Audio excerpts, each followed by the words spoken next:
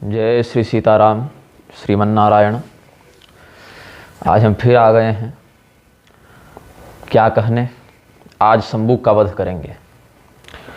शंबुक का वध बहुत आवश्यक था, लेकिन दुर्भाग्य से क्या हुआ, शंबुक को अपने वध से कोई दिक्कत नहीं थी, आधुनिक विचारकों को दिक्कत हो गई जिनमें विचार है ही नहीं।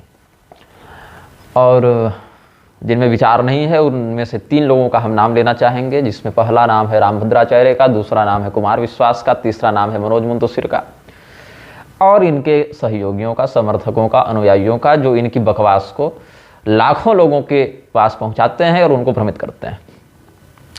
श्री रामचंद्र जी के चरित्र में शंबुक वध को बहुत ही विवादास्पद माना जा रहा है आज के मूर्खों के द्वारा, और इसमें सबसे बड़ा हाथ ये हो गया है आजकल की जो राजनीतिक स्थिति है, जिसमें मिशनरियों के बहकावे में आने वाले अंबेडकर, पेरियार और फुले और इन जैसे धर्मद्रोहियों के समर्थक गण जो भगवान श्री रामचंद्र जी के शंबुक वध संबंधी वृत्तांत के आधार पर यह कहना चाहते हैं कि पूर्व काल में अत्याचार हुआ और अन्याय हुआ, शोषण हुआ। और रामभद्राचार्य जैसे दूसरे श्रेणी के मूर्ख जो डर जाते हैं, सहम जाते हैं कि नहीं नहीं मेरे राम जी पर कलंक मत लगाओ, हाय रे दैया, मत बुलाओ, मत लगाओ, मत लगाओ कलंक, ऐसा कुछ हुआ ही नहीं था, ये तो बाद में किसी ने जोड़ दिया, बाद में किसी ने मिला दिया वाले राग अलापते हुए वाली प्रलाप बुद्धि का प्रदर्शन करते हुए छाती पीटते रहते हैं। अब हम शंबुक वध के विषय में चर्चा करेंगे। शंबुक वध बिल्कुल प्रामाणिक बात है, असंदिग्ध बात है। भगवान श्री रामचंद्र जी ने शंबुक का वध करके बहुत बढ़िया किया, और भी अगर कोई वैसा व्यक्ति कुकर्म करता तो उसका भी वध किया जाता और किया जाना चाहिए। भगवान श्री रामचंद्र जी की आदर्श मर्यादा का यह एक बहुत ही सुंदर उदाहरण है, और कैसे है आज हम लोग इस पर चर्चा करेंगे। शंबुक के बिंदु पर चर्चा करते हैं। शंबुक के प्रसंग का आरंभ होता है ब्राह्मण के बच्चों के मरने से। ब्राह्मण अपने नवजात शिशुओं को मरा हुआ देखकर उनकी मृत्यु से खिन्न होकर मृत बालक को राम जी के दरबार में लाकर रख देता है और राम जी को उसका दोषी ठहराता है। तो राम जी को आकाशवाणी के कारण यह ज्ञात होता है कि शंबुक नाम का एक शूद्र वन में उल्टा टंग कर धूम्रपान करके घोर तपस्या कर रहा है, और ऐसी तपस्या शूद्र के लिए पाप है, विहित नहीं है। उसी पाप का निवारण राम जी नहीं कर रहे थे, जिसके कारण राम जी उसके पाप में भागीदार हो गए, और राम जी जब स्वयं पाप में भागीदार हो गए तो राजा के पाप युक्त होने के कारण ही प्रजा में यह कष्ट हो गया। ये बात है लोक दृष्टि से। ऐसे तो राम जी निष्पाप हैं, पतित पावन हैं, उनको स्वयं कोई पाप बाधित नहीं करता, लेकिन राजा की दृष्टि से चिंतन करें तो ये बात है।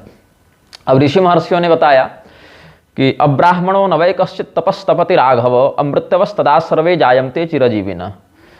और आगे भविता शूद्र योन्याम तो तपश्चर्या कलौ युगे सते विषय पर्यंते राजन उग्रतरम तप। कि राम जी ब्राह्मण को छोड़कर कोई दूसरा व्यक्ति कठोर तपस्या नहीं करता है। सभी प्राणी अकाल मृत्यु से मुक्त होकर दीर्घायु होते हैं। तब एक ब्राह्मण के परिश्रम से सबको लाभ हुआ। यहाँ क्या कहा जा रहा है, अब ब्राह्मणों नवै कश्चित तपस्तपति राघव अमृत्यवस्तदा सर्वे जायन्ते चिरजीविनः। जब ब्राह्मण को छोड़कर कोई व्यक्ति ऐसी कठोर तपस्या नहीं करता, मतलब केवल ब्राह्मण करता है, तो सभी प्राणी चिरंजीवी होते हैं, अकाल मृत्यु किसी की नहीं होती। इस श्लोक को ध्यान से आप श्रवण करेंगे। एक ब्राह्मण के परिश्रम से सबों को लाभ हुआ, ऐसे ही सभी वर्ण वाले अपनी निश्चित मर्यादा के अनुसार कर्म को करते हैं तो सबको लाभ होता है, अन्यथा सबकी हानि होती है। शूद्र को यदि तपस्या करनी है तो कलयुग में करे, क्योंकि कलयुग में तपस्या शूद्र में प्रतिष्ठित हो जाती है, किंतु इस त्रेता युग में शूद्र के लिए ऐसी तपस्या का विधान नहीं है। तो कैसी तपस्या शूद्र को करनी चाहिए यह भी निश्चित है। ये नहीं कि अपने मनमौजी तपस्या करने लगे। रामदेव ने स्वयं को ब्राह्मण घोषित कर रखा है अभी, लेकिन अगर रामदेव को कोई गाली गलौज कर दे तो अभी STSC एक्ट लगवाने घुस जाएगा। हालांकि वो STSC माता भी नहीं है, OBC श्रेणी में आएगा सरकार की दृष्टि से, लेकिन स्वयं को ब्राह्मण घोषित कर रखा है उसने। अब आप पूछेंगे कि तपस्या करने से भी पाप होता है क्या? बिल्कुल होता है। शूद्र के लिए कठोर तपस्या का निषेध है। ये सब कष्ट भोगने के लिए ब्राह्मण है। ब्राह्मणस्य हि देहोयं क्षुद्र कामाय निश्चते। तो शूद्र का कार्य क्या है? अपने जाति के अंतर्गत समाज की सेवा करना, शिल्पकार, शस्त्रकार, रत्न का कार्य, निर्माण कार्य, लकड़ी का काम, लोहा, खनिज, चमड़ा, यंत्र, वस्त्र इत्यादि सब का कार्य जो है शूद्र वर्ण का है। अब बोलेंगे ये तो गड़बड़ बात है, तो भाषा बदल देते हैं। आज की भाषा में कहे तो फैशन डिजाइनिंग का काम शूद्र वर्ण का है। बढ़िया लगा सुन के। पेट्रोलियम का काम शूद्र का है, जियोलॉजी का काम शूद्र का है, जियोमोलॉजी का काम भी शूद्र का है, इंजीनियरिंग का काम भी शूद्र का है बहुत से विभागों में, सिविल इंजीनियरिंग का काम भी शूद्र करता है, डिफेंस इक्विपमेंट भी वो बना सकता है, ऑटोमोबाइल सेक्टर में उसका काम है, सर्विस सेक्टर में काम है, कॉस्मेटिक्स में काम है, हॉर्टिकल्चर में काम है, आर्ट एंड क्राफ्ट में काम है, कंस्ट्रक्शन में काम है। अब बढ़िया लग रहा है सुन के, हाँ बहुत बढ़िया करियर है शूद्र के लिए। अब भाषा ठीक है ना। ब्राह्मण तो दूध, नमक और तेल का व्यापार भी कर ले या शस्त्रजीवी हो जाए तो नरक जाना पड़ता है।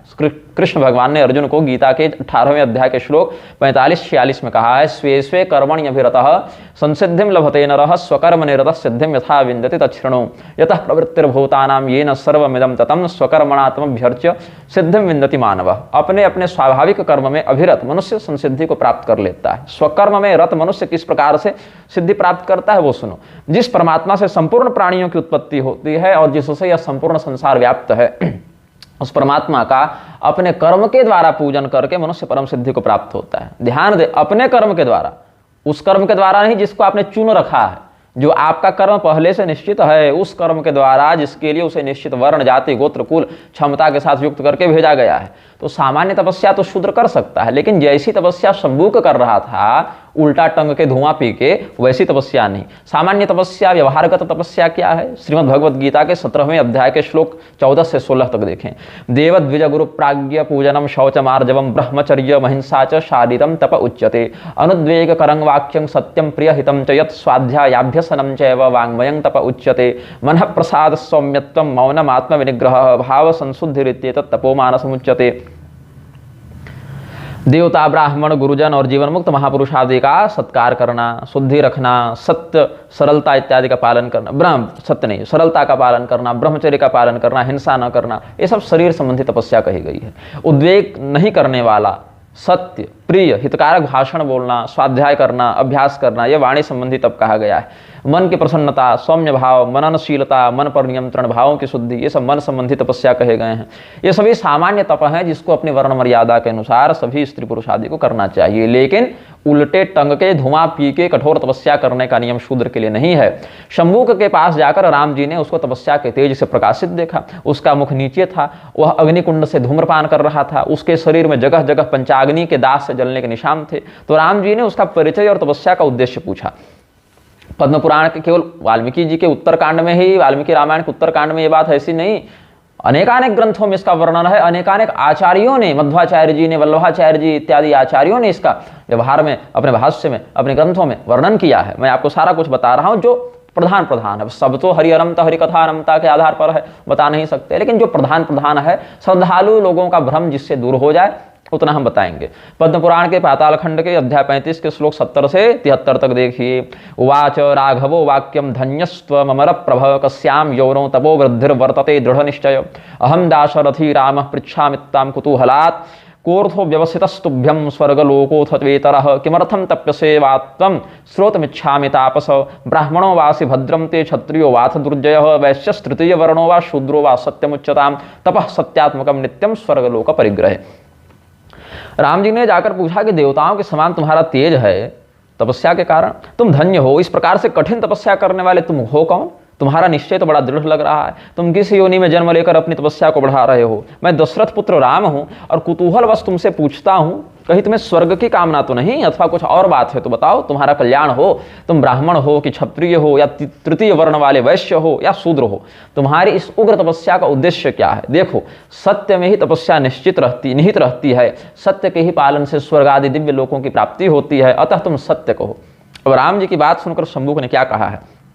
पद्म पुराण के सृष्टि खंड के अध्याय 35 के श्लोक 79-80 को देखिए। स्वागतम ते नृपश्रेष्ठ चिरादृष्टोसि राघव पुत्र भूतोस्मि ते चाहम पितृभूतोसि मेनघ अथवा नय तो देवम ही सर्वेषां नृपतेः पिता सत्वमर्च्योसि भो राजन वयम ते विषय तपः। शंबुक जी ने कहा, शंबुक जी इसीलिए कह रहा हूं यहां पर क्योंकि उसने सत्य कहा और सत्यवादी का सम्मान होना चाहिए। आजकल के वामपंथियों के समान, फर्जी जातिवाद का नारा लगाने वाले मूर्खों के समान और उस जातिवाद से भयभीत होकर, उस आक्षेप से भयभीत होकर शास्त्रों को ही गलत और प्रक्षिप्त बताने वाले रामभद्राचार्य जैसे मूर्खों के समान शंबुक नहीं था। उसने सत्य कहा। उसने क्या कहा? हे राजाओं में श्रेष्ठ राघव, आपका स्वागत है। आपसे बहुत दिनों के बाद भेंट हुई है। चिरादृष्टोसि राघव, बहुत दिनों के बाद आपसे भेंट हुई है। बहुत दिनों के बाद कैसे भेंट हुई इसका मैं कौशिक रामायण के समन्वय से बताऊंगा, क्योंकि पहले मिल चुके थे ये दोनों। कब मिले थे, कब देखा था, वो सब बाद में बताऊंगा। मतलब पूर्व परिचित था शंभू। फिर भी राम जी ने पूछा एक बार, क्योंकि तपस्या करने जाएगा तो दाढ़ी जटा बाल बढ़े रहेंगे ना, थोड़ा पूछना चाहिए। तो हे निष्पाप राम, अनघ कहा, हे निष्पाप राम, मैं तो आपके पुत्र के समान हूं और आप मेरे पिता तुल्य हैं। अब इसमें कौन सी नई बात है? अथवा नहीं तो देवम ही सर्वेशा नृपति पिता, राजा तो प्रजा के लिए सदैव पिता तुल्य ही है। आप सत्वगुण के द्वारा पूजित हैं, मैं तपस्या का विषय बताता हूं। अब जो लोग कर्मणा वर्ण व्यवस्था मानते हैं, जन्मना नहीं, वो आगे के उत्तर पर विशेष ध्यान देंगे। तपस्या करने का कार्य विशेषतः ब्राह्मणों का है। यदि केवल कर्म से वर्ण होता तो राम जी को पूछना ही नहीं पड़ता और न ही कोई दोष की बात होती। तपस्या करने से शंभुक ब्राह्मण नहीं बन गया, अपितु राम जी के आदर पूर्वक पूछने पर शंभुक ने भी कितना स्पष्ट और विनीत भाव से निम्न उत्तर दिया है। शूद्र योनि प्रसूतो हम तप उग्रम समास्थितः, देवत्वं प्रार्थये राम स्व शरीरेण सुब्रत, न मिथ्याहं वदे भूप देवलोक जिगीषया, शूद्रम मां विद्य काकुस्थ शंभुकम नाम नामतः। पद्म पुराण के सृष्टि खंड के अध्याय 35 के श्लोक 83-84 में कहता है, हे श्रेष्ठ व्रत का पालन करने वाले राम, मैं शूद्र योनि में उत्पन्न हुआ शंभुक हूँ। मैं यहाँ उग्र तपस्या में लीन हूँ। मेरी इच्छा है मैं इसी शरीर से देवता बन जाऊँ। देवत्वम प्रार्थये राम स्व शरीरेण सुब्रत। राम जी के पूर्वज थे ना महाराज त्रिशंकु, वो भी इसी शरीर से स्वर्ग जाना चाहते थे, लेकिन प्रकृति विरुद्ध होने के कारण उनको दंड मिला कि नहीं मिला? वो तो स्वयं राम जी के पूर्वज थे, हरिश्चंद्र के पिता थे, वशिष्ठ विश्वामित्र आदि ऋषियों की संगति करते थे। ऐसे श्रेष्ठ राजा को भी दंड मिला। ये नहीं कि कोई क्षत्रिय ने शूद्र का माथा काट दिया, राम जी क्षत्रिय थे, दलितों पर अत्याचार हो गया। ये तो दलित शब्द ही बहुत बड़ा फर्जीवाड़ा है। ये तो राजनीतिक स्वार्थ से उत्प्रेरित लोगों ने दलित शब्द कह दिया। और कई बार तो लोग कहते हैं हमारा ये राजा था, हमारा ये राजा था, हम इतने संख्या बल में हैं, इतने हैं, और जब रोने गाने की बात आती है तो हम दलित हैं, हम पर अत्याचार हो गया, शोषण हो गया। तो इस प्रकार के वैमनस्य से युक्त करके समाज को तोड़ा जा रहा है, भ्रमित किया जा रहा है, काल्पनिक बातों के आधार पर भरमाया जा रहा है और सत्य को प्रसारित नहीं किया जा रहा है। तो क्या कहता है शंभुक कि मैं इस तपस्या को क्यों कर रहा हूं? इसी शरीर से देवता बन जाऊं। मैं देवताओं के लोक की प्राप्ति की अभिलाषा रखता हूं। मैं झूठ नहीं बोलता। न मिथ्याहं वदे भूप देवलोक जिगीषया। मैं हे ककुस्थवंशी राम, आप मुझे शंभुक नामक शूद्र जाने, शूद्रम मां विद्धि काकुस्थ शंभुकम नाम नामतः।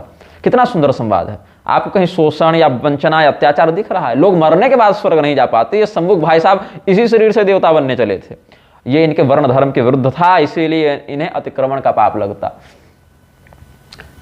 तो राम जी पिता है ना, क्या कहा? आप पिता हैं हमारे, सर्वेशाम नृपति पिता, ये शंभुक ने स्वयं कहा है। तो कोई भी पिता अपने पुत्र को इस प्रकार से गलत रास्ते पर जाते देख सकता है क्या?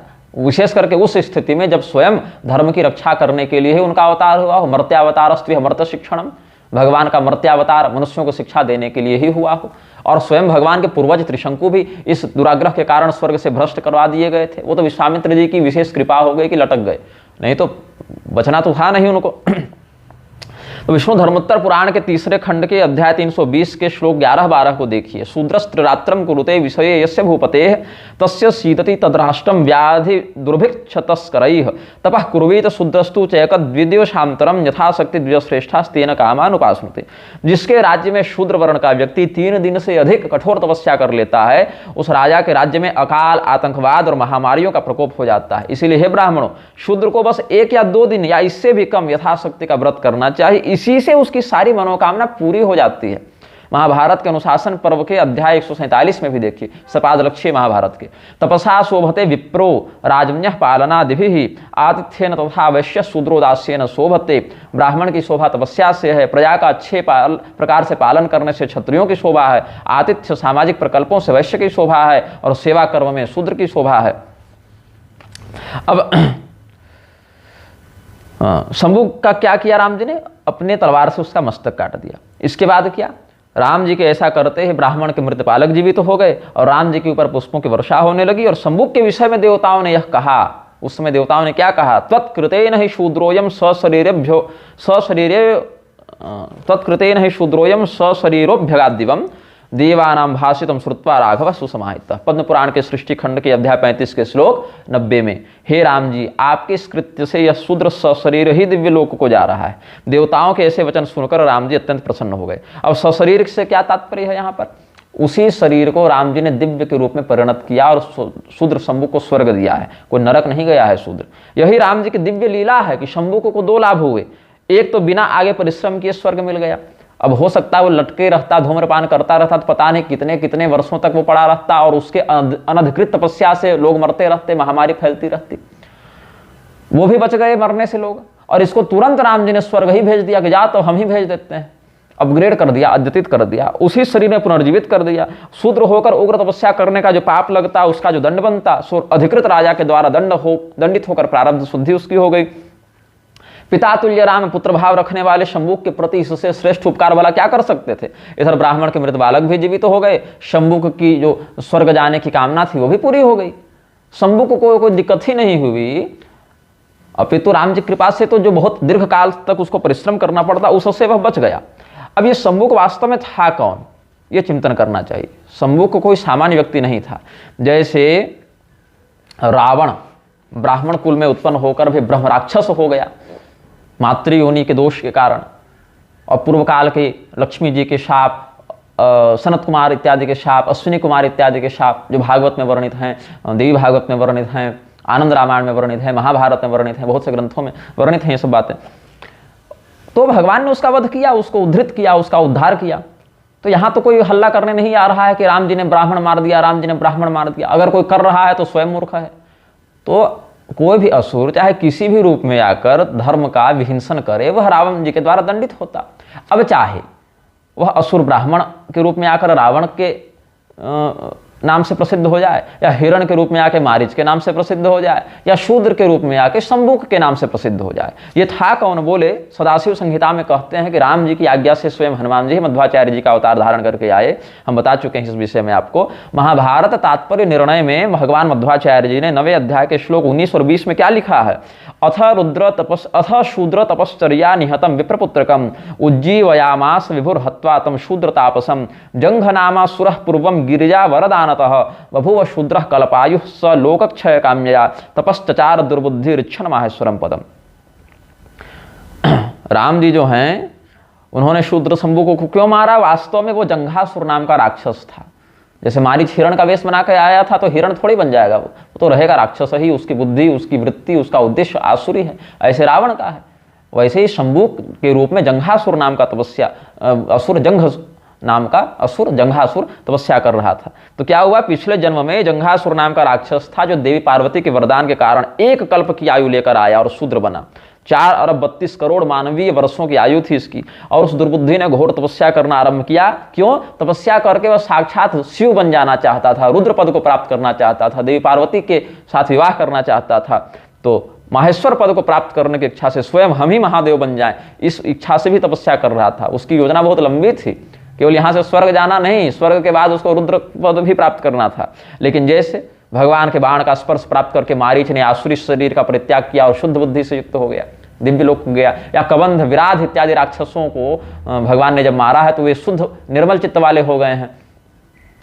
ऐसे ही रावण का वध हुआ, शिशुपाल का वध हुआ, कंस का वध हुआ, भौमासुर का वध हुआ, और भी अन्य हिरण्याक्ष, हिरण्यकशिपु इत्यादि का वध हुआ। तो ये सब भगवान के, अघासुर, बकासुर इत्यादि भगवान के द्वारा उद्धृत होकर दिव्य निर्मल चित्त वाले होकर भगवान के लोक को गए या दिव्य लोकों को गए। तो उसी प्रकार से ये जंघासुर को भी भगवान ने मारा है, तो इसकी बुद्धि भी सुधरी और ये भी दिव्य लोक को गया। तो यहाँ पर जो रुद्र पद को प्राप्त करके संसार को नष्ट करना चाहे, क्यों? लोकक्षय काम्यया, संसार को नष्ट करने की इच्छा से वो तपस्या कर रहा था। आज आप भले बहुत बड़े वैज्ञानिक हों, लेकिन घर में संसार को नष्ट करने की इच्छा से बम बनाने लगे और प्रशासन के द्वारा आपको अगर दंडित किया जाए या अधिकृत जन आपको अगर जेल में डाल दें, तो आप क्या कहेंगे? हम वैज्ञानिक थे, हम पर अत्याचार हो गया। अरे भैया, तुम बम बना के संसार नष्ट करना चाह रहे हो, तुम अपनी बुद्धि का, विज्ञान का दुरुपयोग कर रहे हो। उसी प्रकार से शंभुक नामक शूद्र जो है वो वास्तव में जंघासुर नाम का राक्षस था, और संसार को नष्ट करने की कामना से और स्वयं महादेव बनने की इच्छा से, क्योंकि महादेव का काम है संहार करना, त्रिदेवों के अंतर्गत भगवान महादेव संहार करते हैं। तो भगवान महादेव के रूप में स्वयं को स्थापित करके संसार को नष्ट करने की इच्छा रखता था। तो जो रुद्रपद प्राप्त करके संसार की स्थिति को नष्ट करना चाहे, जिसकी तपस्या शुरू करने से ही ब्राह्मण के पुत्र मरने लग जाएं, इतना कठोर आसुरी आभिचारिक तप जिसका हो, उसको मारकर भगवान ने क्या गलत किया? और हाँ, भगवान ने उसे दिव्य शरीर से युक्त करके स्वर्ग भी तो भेजा। मारने से पूर्व भगवान का जो वार्तालाप उससे हुआ है पिता पुत्र वाला, वो हम पद्म पुराण के सृष्टि खंड आदि के आधार पर आपको हम बता ही चुके हैं। अब इसमें लोग कहते हैं कि शबरी जी की तपस्या भी तो तपस्या ही थी, उनको भगवान ने क्यों कहा क्वचित्ते वर्धते तपः, क्वचित्ते वर्धते तपः, ऐसा कुछ है ना। तो इसका कारण है कि शबरी जी उग्र तपस्या नहीं कर रही थी, वो भक्ति परक तपस्या कर रही थी, भक्ति योग और सेवा भाव का आश्रय लेकर आराधना कर रही थी। भक्ति और सेवा भाव पर चारों वर्णों के अपने अपने अधिकार सिद्ध हैं, और शबरी की साधना का तो कुछ उद्देश्य था ही नहीं कि हमको ये मिल जाए या वो मिल जाए, वो तो उद्देश्य से परे हो चुकी थी, केवल राम आ जाएं इतनी अभिलाषा उसकी थी। और इसके विपरीत शंभुक की तपस्या उग्र थी, कठोर थी। शंभुक की तपस्या से संसार में प्रतिफल दूसरा हो रहा था, शबरी जी की तपस्या से किसी को कोई समस्या नहीं हो रही थी, कोई किसी को कष्ट नहीं था, इसीलिए उनकी तपस्या में कोई दिक्कत नहीं हुई। वो सामान्य सदाचार और भक्ति का ही केवल पालन कर रही थी, ऐसा समझना चाहिए। अब एक इसमें प्रश्न उठता है जो कि लोगों के द्वारा उठाया जाता है कि उत्तरकांड में ही कहते हैं, नाकाले म्रियते कश्चिन न व्याधे प्राणिनाम तथा नानर्थो विद्यते कश्चित रामे राज्यम प्रशासति। राम जी के राज्य में किसी की अकाल मृत्यु नहीं होती थी, किसी प्रकार की व्याधि से कोई पीड़ित नहीं होता था। यदि ये बात सत्य मान लें तो ब्राह्मण का बालक अकाल मृत्यु से ग्रस्त कैसे हो गया? अगर ब्राह्मण के बालक का मरना सही माने तो ये श्लोक प्रक्षिप्त कह देंगे, और अगर ये श्लोक सही माने तो शंभु वध प्रकरण प्रक्षिप्त हो जाएगा। ये प्रश्न उठेगा ना। दूसरा प्रश्न ये उठता है कि राम राज्य में ऐसी कौन सी न्याय प्रक्रिया थी या कौन सा ऐसा नियम चलता था कि कर्म कोई और करता और फल कोई और भोगता? तपस्या कर रहा है शंभु और मर जा रहा है ब्राह्मण का बच्चा, ऐसा कैसे हो गया? और यह भी प्रश्न उठेगा कि दंड देना राजा का धर्म है, लेकिन उसे क्रियान्वित करना राजा का कर्म कैसे है? मतलब राजा ने कहा कि दंड दो, लेकिन स्वयं माथा काटने राजा कैसे पहुंच जा रहा है? राजा रामचंद्र जी स्वयं राजा थे तो वो कह देते चलो दंड दिया, लेकिन स्वयं माथा काटने कैसे पहुंच गए, ये भी बात है। और कुछ लोगों ने तो यह भी कुतर्क किया है कि श्री रामचंद्र जी ने तलवार से शंभु का मस्तक काटा, लेकिन कहीं इससे पहले तलवार का तो वर्णन नहीं मिलता, धनुष बाण इत्यादि का वर्णन मिलता है। और इधर क्या मजे की बात है कि उधर उसका माथा कटा और इधर ब्राह्मण का बच्चा जिंदा हो गया। यहाँ कौन सा कर्म का सिद्धांत चरितार्थ हुआ भाई? ये सब विसंगतियों के कारण शंभु वध प्रक्षिप्त है। ये सब प्रलाप रामभद्राचार्य करता रहता है, पंडित रामाधर शर्मा उपाध्याय भी ये सब कुतर्क कर चुके हैं। तो हमने इन सभी बातों का प्रतिखंडन अपनी पुस्तक में किया है, वहीं से मैं आपको बता रहा हूं, क्योंकि सारे प्रमाण हमने लिख कर रखे थे। उत्तरकांड प्रसंग एवं संन्यासाधिकार विमर्श इस पुस्तक का नाम है, इसी पर हमने लिखा है ये सब। तो बात है, राम राज्य में पूर्णतः शास्त्रीय वाक्यों के आधार पर चलने वाली न्याय व्यवस्था थी। राजा के राज्य में कोई अधर्म होता है तो किसी न किसी अंग में राजा के साथ पूरी प्रजा को भोगना ही पड़ता है। अब जैसे हम जाकर आपके घर में आग लगा दें, कर्म तो हमने किया लेकिन क्षति तो आपकी हो गई ना। जो प्रश्न किया जा रहा है कि कर्म शंभु कर रहा था तो ये ब्राह्मण का बच्चा कैसे मर गया, तो अगर हम जाकर आपके घर में आग लगा दें तो आग आपने नहीं लगाई, घर वाले ने नहीं लगाई, लेकिन मेरे कर्म से आपकी हानि हुई ना, आपके ही प्रारब्ध से हुई, कुछ ऐसा कि हमने किया, लेकिन प्रत्यक्ष देखें तो कर्म हमारा और परिणाम आपका। अब बात जब है तो चलेगी। क्या कहते हैं, विप्राणाम कर्म दोषश्च प्रजानाम जायते क्षयः। ब्राह्मण यदि अपने कर्म को दूषित कर ले तो प्रजाओं का नाश होता है। क्यों? ब्राह्मण माथा है ना, दिमागी भ्रष्ट हो जाएगा तो बाकी सारे अंग तो विकृत हो ही जाएंगे। ब्राह्मण अगर अपने धर्म में निष्ठा रखे तो सभी वर्णों को अपने धर्म के अनुसार लगा कर रखता है, सबका कल्याण होता है। तो विप्राणाम कर्म दोषश्च प्रजानाम जायते क्षयः स्कंद पुराण के माहेश्वर खंडांतर्गत कौमारिका खंड के अध्याय 40 के श्लोक 222 में कहते हैं। आप देखें श्रीमद् भागवत महापुराण के 10वें स्कंध के अध्याय 89 में श्लोक 23, क्षत्रबंधो कर्म दोषात पंचत्वम में गतोर्भक। एक ब्राह्मण था जिसके बच्चे मर जाते थे, जहां पर कहते हैं ना, मृत्युम विजित्य प्रधने यान सेत प्रजाम प्रभो, मैं आपके मरे बच्चों को भी लेकर आऊंगा, यमराज को जीतना पड़े तो जीतना पड़े। अर्जुन जो बच्चों को बचाने जा रहे हैं, फिर नहीं बचा पाए तो भूमा पुरुष के पास जाकर भगवान कृष्ण ने वो बच्चे मंगवाए, मतलब वहां जाकर दर्शन करवाए। ये सब श्रीमद् भागवत में प्रसिद्ध है, जो ब्राह्मण के छोटे बच्चे मर जाते थे। तो वहां क्या कहते हैं, इस क्षत्रबंधु नाम मात्र के क्षत्रिय के कर्मदोष से मेरा बच्चा मर गया। पद्म पुराण के भूमि खंड के अध्याय 28 के श्लोक 22-23 को देखिए, माता महस्य दोषेण वेनः कालात्मजात्मजः निज धर्मं परित्यज्य अधर्म निरतो भवत्। अपने नाना मृत्यु के दोष से ही वेन ने अपने धर्म का परित्याग करके अधर्म में मन लगाया। विष्णु धर्मोत्तर पुराण का आपको हम बता ही चुके हैं कि जिसके राज्य में शूद्र 3 रात्रि से अधिक कठोर तपस्या कर लेता है, उग्र तपस्या कर लेता है, उस राजा का राष्ट्र अकाल, तस्कर और रोगों से कष्ट पाता है। और वह मुनि ने महाराज सगर को, जो राम जी के पूर्वज थे, भगीरथ के पिता दिलीप, दिलीप के पिता अंशुमान, अंशुमान के पिता असमंजस, असमंजस के पिता सगर, तो राजा सगर जो बाहुक के पुत्र थे, सूर्यवंशी राजा थे, उनको राज्य धर्म का उपदेश करते हुए महर्षि औरव ने कालिका पुराण में औरव नीति के अंतर्गत अध्याय 88 के श्लोक 47-48 के अंतर्गत कहा है, यस्य राज्ये सदा शूद्र पुराणम संहिताम तथा पठन्ति स्यात् सहीन आयु राजा राष्ट्रेण सान्वयः, जिसके राज्य में सदैव शूद्र वेद संहिता और पुराण आदि का पाठ करते हैं, उस राजा की आयु का अपनी प्रजा की आयु के साथ ही नाश हो जाता है। शूद्र के लिए सदाचार ग्रंथ, स्वकर्म प्रकाशक, लोक शिक्षा इत्यादि का विधान है, खूब पढ़ें, लेकिन श्रुति पुराण आदि के विषय में उनको प्रत्यक्ष पाठ का अधिकार नहीं है। वही शूद्र जब अपने शूद्र धर्म का पालन कर लेगा, आगे बढ़ेगा, आगे बढ़कर वैश्य की योनि में जाएगा, वहां अगर वेद आदि का पाठ नहीं करेगा तो वह पतित कहलाएगा।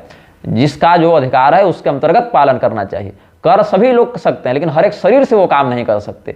जीव वेद पढ़ भी सकता है और नहीं भी पढ़ सकता है। जब ब्राह्मण पुरुष के रूप में रहेगा तो पढ़ेगा, और जब ब्राह्मणी स्त्री के रूप में रहेगा तो नहीं पढ़ेगा वही जीव। और वही जीव अगर ब्राह्मण पुरुष के रूप में रहे लेकिन उपनयन आदि से रहित हो तो वह वहां भी नहीं पढ़ सकता है। ये सब बहुत कुछ नियम है।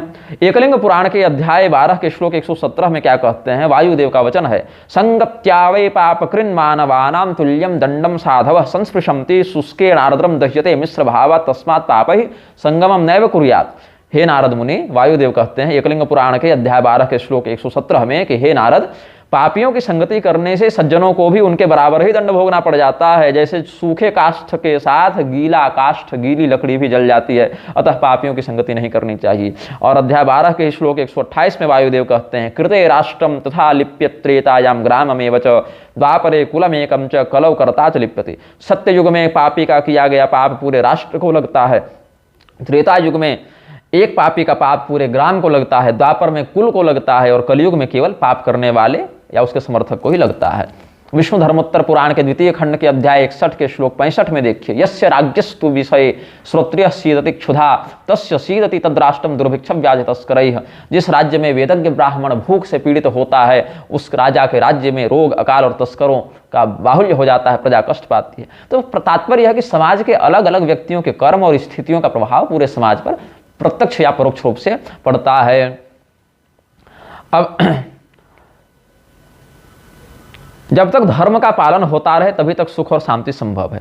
भगवान श्री रामचंद्र जी के राज्य में सामान्यतया अकाल मृत्यु नहीं होती थी, लेकिन यदि कोई हठपूर्वक मारने पर ही आ जाए, आक्रमण कर दे, तब क्या होगा? तब तो मृत्यु होगी ना। वायुदेव के अवतार या हनुमान जी के अवतार मध्वाचार्य जी ने महाभारत तात्पर्य निर्णय में स्पष्ट लिखा है कि शंभू देवत्व प्राप्त करके लोक संहार की कामना से तप कर रहा था। अब प्रहार को झेलने की सबसे कम शक्ति किसमें है? बालक में है। आपको एक लाठी मार दे आप न मरे, लेकिन कोई 4-5 साल के बच्चे को मार दे तब तो वो मर जाएगा ना।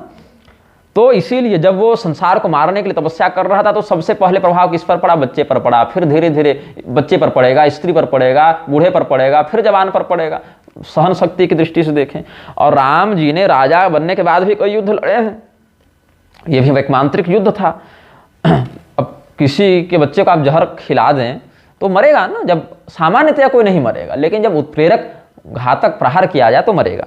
दंड देने में ही क्रियान्वित करने का भाव भी छिपा है। आप महाभारत इत्यादि का प्रसंग देखें तो राजा को बनाया क्यों गया? ताकि वो प्रजा के अधर्म को नियंत्रित करने के लिए उन्हें दंडित करें।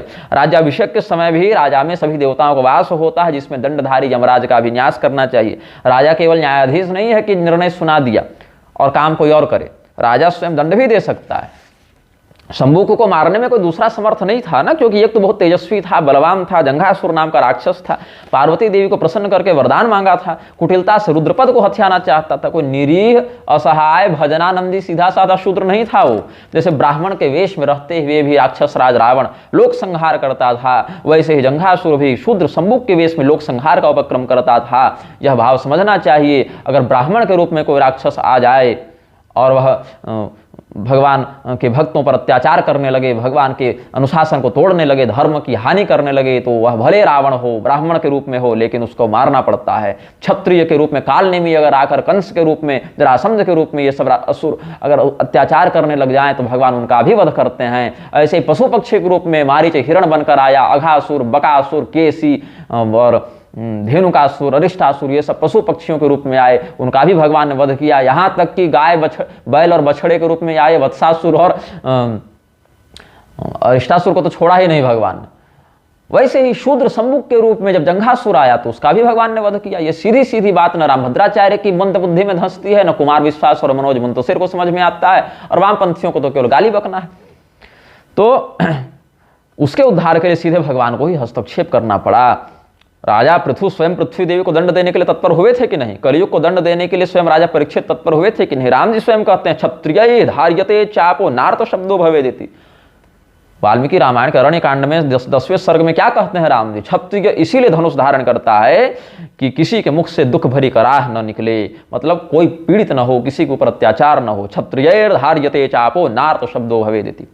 और जो लोग यह कुतर्क करते हैं कि राम जी तो धनुष बाण ही धारण करते थे, तलवार चलाते ही नहीं थे, उनको समझना चाहिए कि आनंद रामायण में जो श्री राम रक्षा स्तोत्र है उसमें आपने पढ़ा है कि नहीं पढ़ा है कि सन्नद्ध कवची खड़गी चाप बाण धरो युवा गच्छन मनोरथान नश्च राम पातुस लक्ष्मण। और भगवान का स्वरूप कैसा है? सासितूर्ण धनुर्बाण पाणिम नप्तम च रामतकम।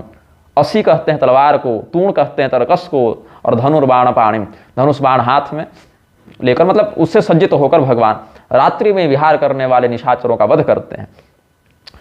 सन्नद्ध कवची खड़गी, कैसे हैं राम और लक्ष्मण का स्वरूप? युवा हैं, धनुष बाण धारण किए हैं, तलवार धारण किए हैं, कवच धारण किए हैं। और वाल्मीकि रामायण के अरण्य कांड के 70 सर्ग को देखें। ततस्तौ देश कालज्ञौ खड़गाभ्यामेव राघवौ अच्छिन्दतां सुसंहृष्टौ बाहु तस्यांश देशतः दक्षिणो दक्षिणं बाहु मसक्तमसिना ततः चिच्छेद रामो वेगेन सव्यम वीरस्तु लक्ष्मण। देश काल को जानने वाले राघवों ने, मतलब राम लक्ष्मण दोनों भाइयों ने कबंध की दृढ़ भुजाओं को तलवार से काटा और कंधे से काट के अलग कर दिया। और शीघ्रता से राम जी ने उसके दाहिने हाथ को तलवार से काटा और लक्ष्मण जी ने, वीर लक्ष्मण ने बाएं हाथ को काटा। और खड्ग मिला कहाँ? बोले अगस्त जी ने दिया था। अग्नि पुराण के अध्याय 7 के श्लोक 2 में देखिए, अगस्त्य भ्रातरम नत्वा अगस्त्यम च प्रसादतः अगस्त्यम तत्प्रसादतः धनुः खड्गम च संप्राप्य दंडकारण्यमागतः जनस्थाने पंचवट्याम सतो गोदावरी तटे। और वाल्मीकि रामायण के अरण्य कांड के 12वें सर्ग में भी देखिए, जहां अगस्त जी ने उनको बहुत बड़े बड़े दिव्यास्त्र दिए हैं, वहां खड्ग भी दिया है।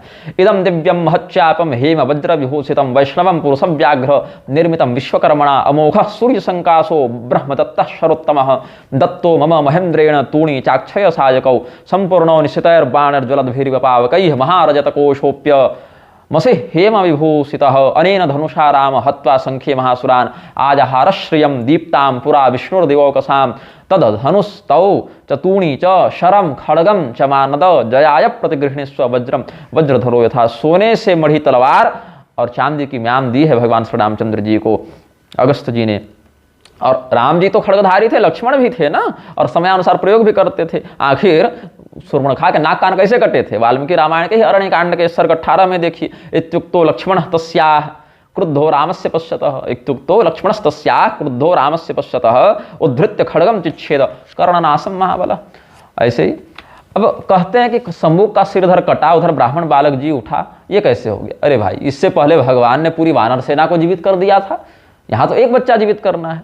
आप ही नहीं, वशिष्ठ जी भी इस बात को आश्चर्य ही मानते हैं, क्योंकि भगवान की लीला से बड़े बड़े ऋषियों को भी आश्चर्य हो जाता है। वशिष्ठ जी ने स्वयं निम्न बात कही है पद्म पुराण के सृष्टि खंड के अध्याय 35 के श्लोक 52 से 56 तक देखिए। यस्या धर्मम कार्यम वा विषये पार्थिवस्य हि पुरे वा राजसारदूल कुरुते दुर्मतिर्नरः क्षिप्रं स नरकं याति यावदाभूत संप्लवम् चतुर्थं तस्य पापस्य भागमश्नाति पार्थिवः सत्वं पुरुषशार्दूल गच्छस्व विषयं स्वकं दुष्कृतं यत्र पश्येथास्तत्र यत्रं समाचर एवं ते धर्म वृद्धिश्च बलस्य वर्धनम तथा भविष्यति नरश्रेष्ठ बालस्यास्य च जीवनम नारदे नैव मुक्तस्तु साश्चर्यो रघुनंदन। क्या कहते हैं वशिष्ठ जी? जिस राजा के राज्य में अधर्म या दुष्कृत्य होता हो, जिसके नगर में कोई व्यक्ति दुर्मति से युक्त होकर कर्म कर रहा हो, वह राजा शीघ्र ही नरक को जाता है। जब तक उस पाप का निवारण नहीं हो जाता तब तक वह राजा उस पाप का चतुर्थांश 25% भोगते रहता है। इसीलिए राम, आप शीघ्र जाएं और निरीक्षण करके देखें कि आपके राज्य में हो क्या रहा है, और जहां गलत होते देखें उसका प्रतिकार करें। इसी से तुम्हारे धर्म और बल दोनों की वृद्धि होगी। इसके बाद ही यह बालक पुनर्जीवित होगा। इस आश्चर्यजनक बात को नारद मुनि पहले ही मुझे बता चुके हैं। तो हमने क्या देखा? न तो शंभु का वध कोई दूसरा कर सकता था, क्योंकि वो जंघासुर नाम का राक्षस था, पार्वती देवी के वरदान से युक्त था, और न राम जी शांत रह सकते थे, क्योंकि राजधर्म का पालन करना है। तो एक तो शंभु को कोई लोकोपकारी कृत्य नहीं कर रहा था, और दूसरे गुरु वशिष्ठ ने स्वयं कहा कि जाकर देखो कि राज्य में क्या गड़बड़ है और उसका समाधान करो, ऐसा आदेश राम जी को दिया था। तो ये लोग जो हैं मूर्खजन कुतर्क करते चलते हैं कि राम जी तलवार नहीं रखते थे तो शंभु का वध प्रक्षिप्त है। ये सब समझना चाहिए कि इन्होंने ढंग से वाल्मीकि रामायण का भी अध्ययन नहीं किया है, इसीलिए ऐसी दुर्बुद्धि इनके मन में व्याप्त हो गई है। और दिखाना तो है हम सर्वज्ञ हैं, ऋग्वेद से लेकर हनुमान चालीसा तक सब हमारे कंठ में बैठे हुए हैं, ऐसी दुर्बुद्धि से युक्त इनको कहना है। अब एक चिंतन है, एक कुतर्कपूर्ण चिंतन है कि जब राम राज्य के विषय में वाल्मीकि जी ने कह दिया युद्धकांड में कि ब्राह्मणा क्षत्रिया वैश्या शूद्रा लोभ विवर्जिता स्वकर्मसु प्रवर्तन्ते तुष्टा स्वेरैव कर्मभिः आसन प्रजा धर्मरता रामे शासति नानृता सर्वे लक्षण संपन्ना सर्वे धर्मपरायणा।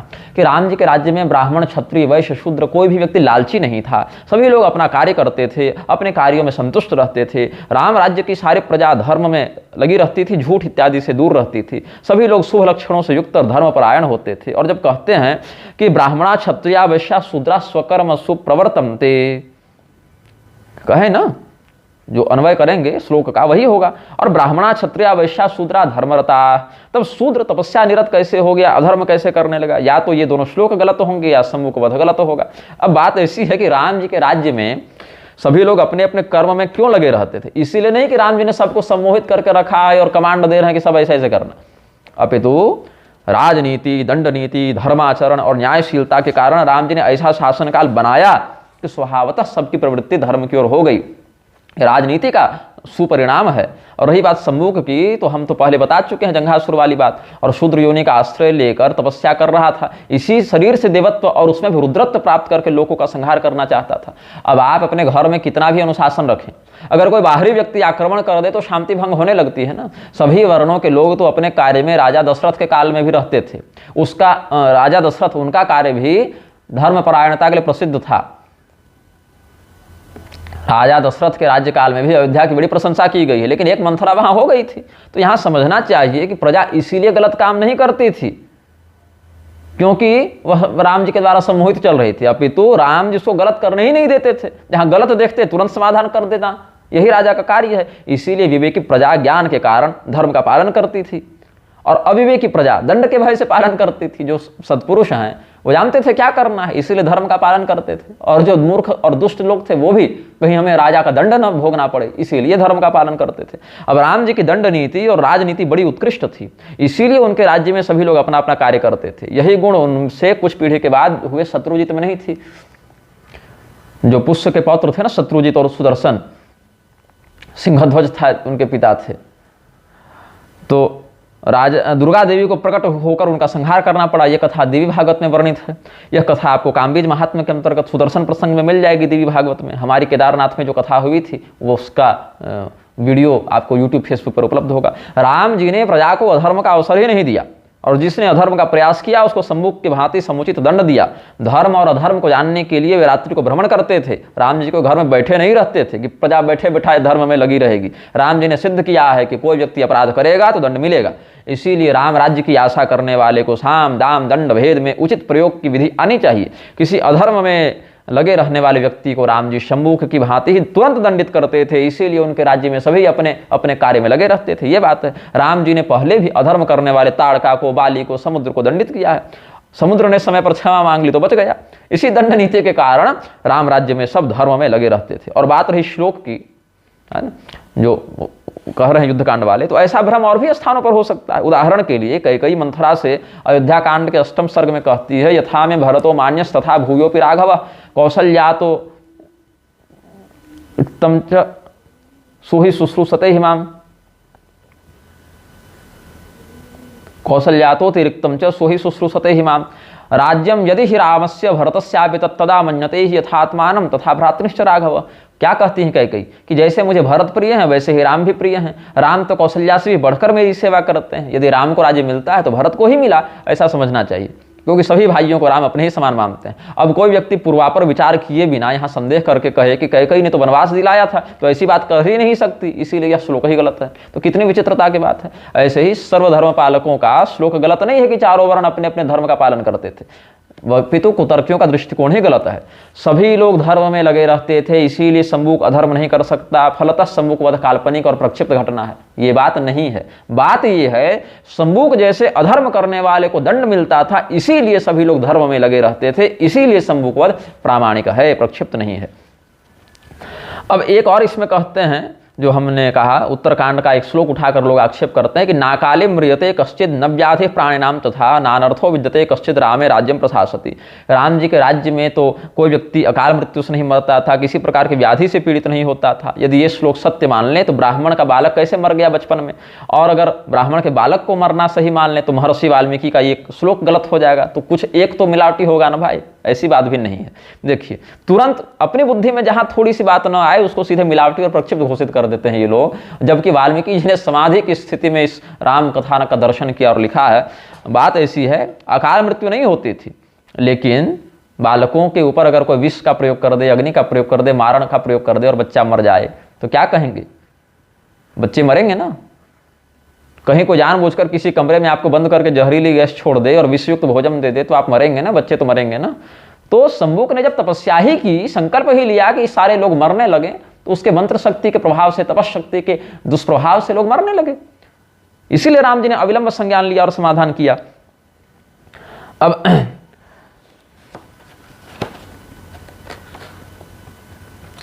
मर्यादा स्थापनार्थम च दंड नीति प्रवर्तते, मत्स्य पुराण के अध्याय 145 में। देखिए विश्व कोरोना से लड़ ही रहा था।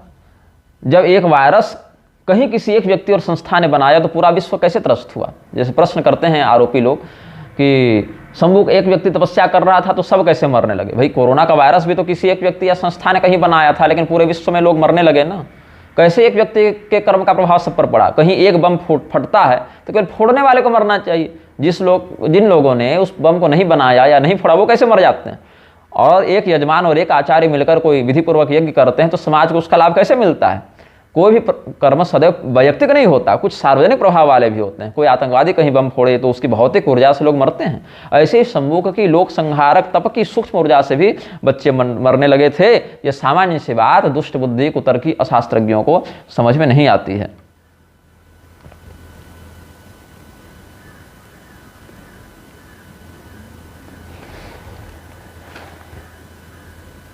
और आप देखें, और वो ऋषि के जो प्रकरण में हमने कहा कालिका पुराण वाला राजा सगर को जो राजनीति का उन्होंने उपदेश दिया, वहां क्या कहते हैं, दंड्यांस्तु दंडयेत दंडे रदंड्यान दंडयन नहीं अदंडयन निपो दंड्यान नदंड्यांस चापि दंडयन निपतिर्वाच्यताम प्राप्य चौर अखिल विषमाप्नुयात्। जो दंड के भागी हैं उन्हें राजा दंड दे, और जो दंड के भागी नहीं हैं उन्हें दंड नहीं दे। इसका उल्टा करने से, दोषी को छोड़ देने से और निर्दोष को दंड देने से राजा की अपकीर्ति होती है, बदनामी होती है, उसको चोरी का पाप लगता है। और 84वें अध्याय में देखिए कालिका पुराण में, और अभिशतेषु चोरेषु घातके स्वाततायिषु सततम पृथ्वी पालो दंड पारुष्यमाचरेत नान्यत्र दंड पारुष्यम कुर्यात् नृपति सत्तमः वाक् पारुष्यम च सर्वत्र नैव कुर्यात् कदाचन रक्षणीयम सदा सत्यम सत्यमेकम परायणम। ये सब जिसके ऊपर व्यभिचार फैलाने का, चोरी करने का, हत्या का, आतताई होने का, जहर, आगजनी, आतंकवाद, अपहरण इत्यादि का आरोप लगा हो, उसके समक्ष राजा कठोरतम दंड का आचरण करे, इसके अतिरिक्त विषयों में उतनी कठोरता न रखे। ये सब बातें हैं। और दंड कहते क्यों हैं, अंधे तमसी मज्जेयुर यदि दंडम न पातयेत, मत्स्य पुराण के अध्याय 244 में देखिए 17वें श्लोक के आसपास, यस्मात् दंडो दमयति अदंड्यान दमयत्यपि दमनात् दंडनाच्चैव तस्मात् दंडम विदुर्बुधाः। यदि राजा दंड नहीं देता तो घोर अंधकारमय नरक में जाता है। दंड दुष्टों को दबाता है और जिन्होंने अभी तक अपराध नहीं किया उन्हें भी भविष्य में अपराध करने से रोकता है। दमन करने से ही विद्वानों ने इसे दंड कहा है। और मत्स्य पुराण के अध्याय 244 में वहीं पर शुरुआत ही देखिए, आप उसी अध्याय का प्रारंभ देखिए तो दंड प्रणयनार्थाय राजा सृष्ट स्वयं हुआ। दंड देने के लिए ही, दंड विधान की व्यवस्था के लिए ही ब्रह्मा जी ने राजा का निर्माण किया है। राजदंड भयादेव पापा पापम न कुर्वते, अध्याय 125 मत्स्य पुराण में देखिए, राजा के द्वारा हमें दंडित किया जाएगा, इसी भय से तो पापी लोग पाप नहीं करते हैं। और कैसे, अपराधानुरूपेण दुष्टम दंडेन शासयेत्, महाभारत के अनुशासन पर्व में कहते हैं अपराध के अनुरूप तो राजा दंड दे, मनमौजी दंड न दे। और संन्यास लेकर जो अधर्म का आचरण करे उसे तो जरूर दंड दे। अर्थशास्त्र के तृतीय अधिकरण में आचार्य चाणक्य कहते हैं प्रवज्यासु वृथाचारान राजा दंडेन वारयेत्। यहाँ इस देश में कोई राजा ही नहीं है, तभी रामभद्राचार्य जैसा व्यक्ति, अवधेशानंद जैसा व्यक्ति, कैलासानंद जैसा व्यक्ति, गोविंद देव जैसा व्यक्ति, ये सब जो है सो संन्यास के नाम पर वेश बना लिए हैं और अधर्म करते चलते हैं, लेकिन राजा के द्वारा दंडित नहीं होते। राजा रहेगा तब तो दंड देगा। तो इस प्रकार से बलम ही क्षत्रिय नित्यम बले दंड समाहितः, महाभारत में कहते हैं राजाभिर्धृतदंडा वै कृत्वा पापानि मानवाः निर्मला स्वर्गमायान्ति संतः सुकृतिनो यथा। जिन लोगों ने पाप किया है, यदि अभिषिक्त राजा के द्वारा, अधिकृत राजा के द्वारा उन्हें शास्त्रोक्त दंड मिलता है तो वे पापी भी दंड के कारण निर्मल हो जाते हैं, शुद्ध हो जाते हैं और पुण्यात्माओं के समान स्वर्ग को जाते हैं। इस प्रकार से बहुत कुछ है। पृथु जी ने कहा है ना श्रीमद् भागवत के चौथे स्कंध में, वसुधे ताम वधिष्यामि मच्छासन परांग मुखिम भागम बर्हसिया वृंक्ते न तनोति चनो वसु यवसम दग्ध्यनुदिनम नैव दुग्धोध संपयः तस्यामे वहि दुष्टायाम दंडो नात्र न शस्यते। ऐसे करके नादंड्यम दंडयत्येष सुतमात्मदिशामपि दंडयत्यात्मजमपि दंडम धर्मपथे स्थितः। जिसने अपराध न किया हो ऐसे व्यक्ति को महाराज पृथु दंड नहीं देंगे, भले ही इनका अपना पुत्र हो या शत्रु, और जिसने अपराध किया है उसे अवश्य दंड देंगे, चाहे अपना पुत्र ही क्यों न हो। तो इस प्रकार से एष राज्ञां परो धर्मो ह्यार्तानां आर्ति निग्रह अत एनम वधिष्यामि भूतद्रुहम सत्तमम। राजा परीक्षित स्वयं कलियुग को दंड देने के लिए उद्यत हो गए थे। और विष्णु स्मृति, बृहद विष्णु स्मृति के तृतीय अध्याय में राजधर्म के क्या नियम बताए हैं। अपराधानुरूपम च दंडम दंड्ये सुदापयेत सम्यक दंड प्रणयनम कुर्यात् द्वितीयम अपराधम न स कस्यचित् क्षमेत।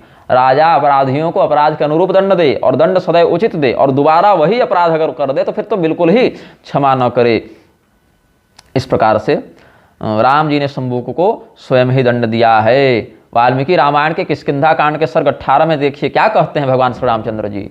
तद्व्यतीतस्य ते धर्मात् कामवृत्तस्य वानर भ्रातृभार्याभिमर्शेऽस्मिन् दंडोऽयं प्रतिपादितः नहि लोकविरुद्धस्य लोकवृत्तादपेयुषः दंडादन्यत्र पश्यामि निग्रहं हरियूथप। हे वानर राज वाले, तुम्हारे आचरण से धर्म का लोप हो जाने के कारण तुमने काम की वशीभूत होकर अपने भाई की पत्नी का बलपूर्वक उपभोग किया है, इसीलिए हमने तुम्हें दंड दिया। जो समाज और धर्म के विपरीत जाकर निंदनीय कर्म करता है, मैं समझता हूं उसे नियंत्रित करने के लिए दंड के अलावा कोई उपाय नहीं है। अब इस पर कुछ बातों पर आप चिंतन करें। शंभुक को कोई और नहीं मार सकता था, क्योंकि वास्तव में जंघासुर नाम का राक्षस था। महाभारत तात्पर्य निर्णय से देख लें, उसे कोई और मार भी देता, अगर हो सकता है कोई और मार दे, तो भी शंभुक का उद्धार नहीं होता, साथ ही उसके साथ किसी दृष्टि से पक्षपात की संभावना हो सकती थी। इसलिए राम जी ने स्वयं मारा, क्योंकि राम जी स्वयं महाकाल हैं, ऐसा भूसुंडी रामायण में वर्णन है राम जी के महाकाल स्वरूप का। और श्री रामचंद्र जी ने जब उसकी इच्छा पूछी तो उसने कहा मैं तपस्या करके देवता बनना चाहता हूं। हालांकि उसने ये नहीं कहा देवता बन के संसार का संहार करेंगे, लेकिन राम जी ने उसका आसुरी देह और आसुरी विचार दोनों का वध किया और इच्छा अनुसार तत्काल उसे शुद्ध करके देवता भी बना दिया। और ब्राह्मण पुत्र जो शंभुक के संहारक तपस्या की ऊर्जा से मर गया था, उसे जीवित भी कर दिया। ये पद्म पुराण से सिद्ध होता है। इस प्रकार से राम जी ने शंभुक के साथ अत्याचार नहीं किया, उस पर कृपा ही की। शंभुक यदि तपस्या करते रहता तो उसे देहजन्य कष्ट भी होता, उसकी तपस्या की कठोर ऊर्जा से लोग मरते रहते, बाद में धर्म विरुद्ध उग्र तप करने से नरक भी जा सकता था, और देवता भी अगर बन जाता तो दुष्ट बुद्धि के कारण लोगों का संहार ही करता। तो राम जी ने कितना सुंदर समाधान किया है कि शंभुक को मारकर उसे कठोर तपस्या के अनधिकृत परिश्रम से बचाया। जिस इच्छा से तपस्या कर रहा था उसे ध्यान में रखते हुए उसकी बुद्धि शुद्ध करके देवता भी बनाया, उसकी लोक संहार की बुद्धि भी सुधर गई, और राम जी के हाथों जैसे उद्धार होकर कबंध इत्यादि भी शुद्ध हो गए थे। और शंभुक की तपस्या की नकारात्मक ऊर्जा से जो मर गया था उस ब्राह्मण पुत्र आदि को भी जीवित कर दिया। ब्राह्मण अपना बेटा पाकर प्रसन्न हो गया, शंभुक तुरंत अपने लक्ष्य में सफल होकर देवता बन जाने से प्रसन्न हो गया, सब मंगल हो गया। अब राम कथा की दिव्यता और निर्मल निष्पक्ष मर्यादा को जो मूढ़ बुद्धि बिना विचार किए अश्रद्धा के कारण मिलावटी कह देते हैं, प्रक्षिप्त कह देते हैं, ऐसे प्रक्षिप्त पीठाधीश्वरों की समझ से ये सब तो दिव्य कथा बाहर है। अब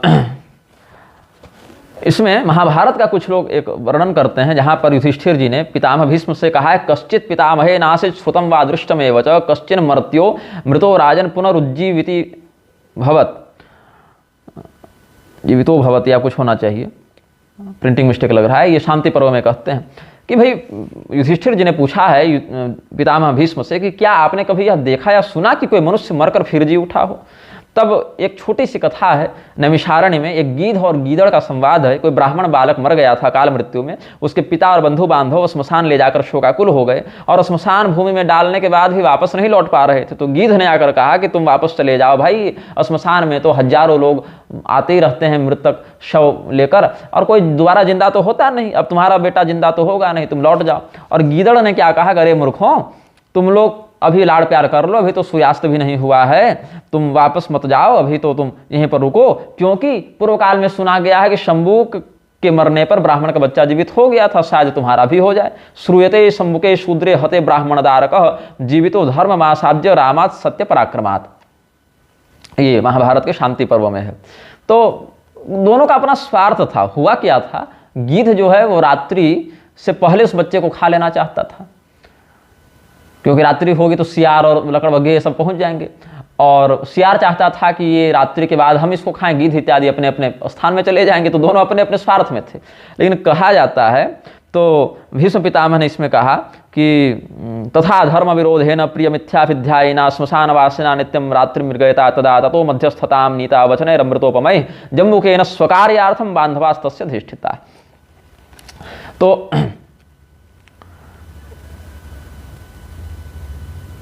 इस पर कुछ लोग कुतर्क कहते हैं कि धर्म विरोधी तथा धर्म विरोधेन प्रिय मिथ्याभिध्यायिना, कि भीष्म पितामह कहते हैं कि वह जो सियार कह रहा था वो धर्म के विरुद्ध था और सुनने में तो प्रिय था, लेकिन ये मिथ्या वचन था उसका। और मिथ्या वचन के आधार पर कहते हैं श्रूयते शंभुके शूद्रे हते ब्राह्मणदारक, मतलब शंभु के मरने और ब्राह्मण बालक के पुनर्जीवित होने की बात मिथ्या है, नकली है ये बात, क्योंकि सियार के वचन को तो मिथ्या बताया है। तो इसीलिए कहना चाहिए कि शंभुक वध की कथा महाभारत काल से ही मिथ्या के रूप में प्रचारित है।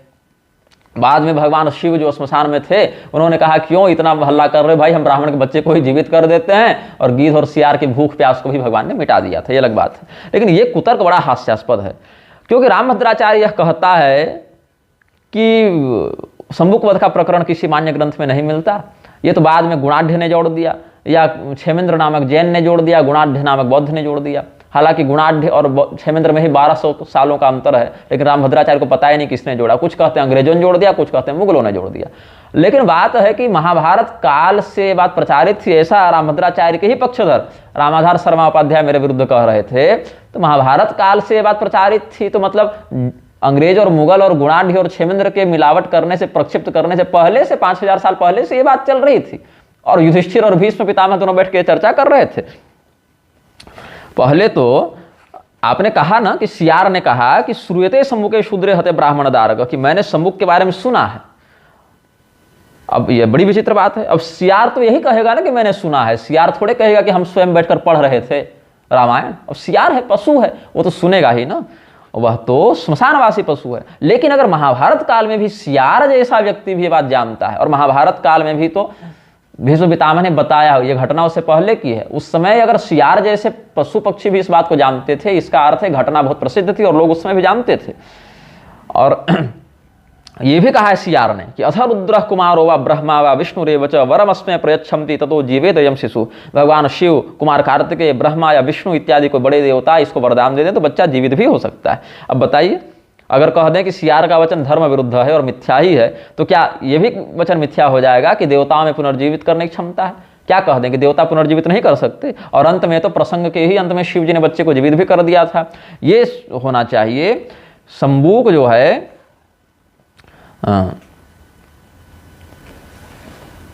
और भगवान ने तो पहले भी इंद्र को कह के पूरी वानर सेना को जीवित करवाया है। मम हे तो पराक्रांता ये गता यमसादनम ते सर्वे जीवितम प्राप्य समुत्तिष्ठन्तु वानरा। वाल्मीकि रामायण के युद्ध कांड के 123वें सर्ग में देखिए। और अयम तुम्हें मणिर्दिव्य समानी तो विषांपते मृतान मृतान पन्नगेन्द्रान्यो जीवयति नित्यदा एन मन्योरसित्वं च स्थापयस्व पितुः प्रभो संजीवितं तदा पार्थं सत्यं द्रष्टासि पांडवम् इत्युक्त स्थापयामास तस्योरसि मणिं तदा पार्थस्यामित तेजः पितुः स्नेहादपापकृत् तस्मिन्यस्ते मनो वीरो विजिष्णुरुज्जीवितः प्रभुः चिरसुप्त हवोत् तस्थौ मृष्ट लोहित लोचन। जैमिनी मुनि के द्वारा जो महाभारत लिखी गई उसके अश्वमेधिक पर्व के अध्याय 81 के श्लोक 9 से 12 तक देखें। जब बभ्रुवाहन से, मणिपुर नरेश बभ्रुवाहन जो अर्जुन के ही पुत्र थे, उनसे जब अर्जुन का युद्ध हुआ, बभ्रुवाहन के बाण से अर्जुन निश्चेतन हो गए, तब उलूपी ने बभ्रुवाहन से कहा कि ये मेरी दिव्य मणि है। नागकन्या उलूपी थी, सौतेली माँ थी बभ्रुवाहन की, इरावान की माता थी। इसके प्रभाव से मरे हुए सर्पराज जीवित हो जाते हैं। तुम इसे अपने पिता अर्जुन के हृदय पर रख दो, उसके बाद तुम उन्हें जीवित देखोगे। अब शिव पुराण के रुद्र संहिता के पार्वती खंड में क्या कहते हैं? वाराह श्राप से एक ब्राह्मण जो मृत हो गया था, अत्रि जी की पत्नी अनुसुईया देवी ने अपने पातिव्रत्य के प्रभाव और त्रिदेवों की आराधना से पुनर्जीवित कर दिया गया था। पातिव्रत्य प्रभावेण त्रिस्त्रिया त्रिसुरार्थनाथ, या कहीं कहीं त्रिसुरार्चनाथ भी है। जीवितो विप्र एको ही मृतो वाराह शापत। स्कंद पुराण के नागर खंड के अध्याय 135 में देखिए, जहां पर मृतोपि ब्राह्मण कुष्ठी संस्पृष्टो रविरश्मिभिः पुनरुत्थापितोस्माभिकृतश्च तरुणः पुनः।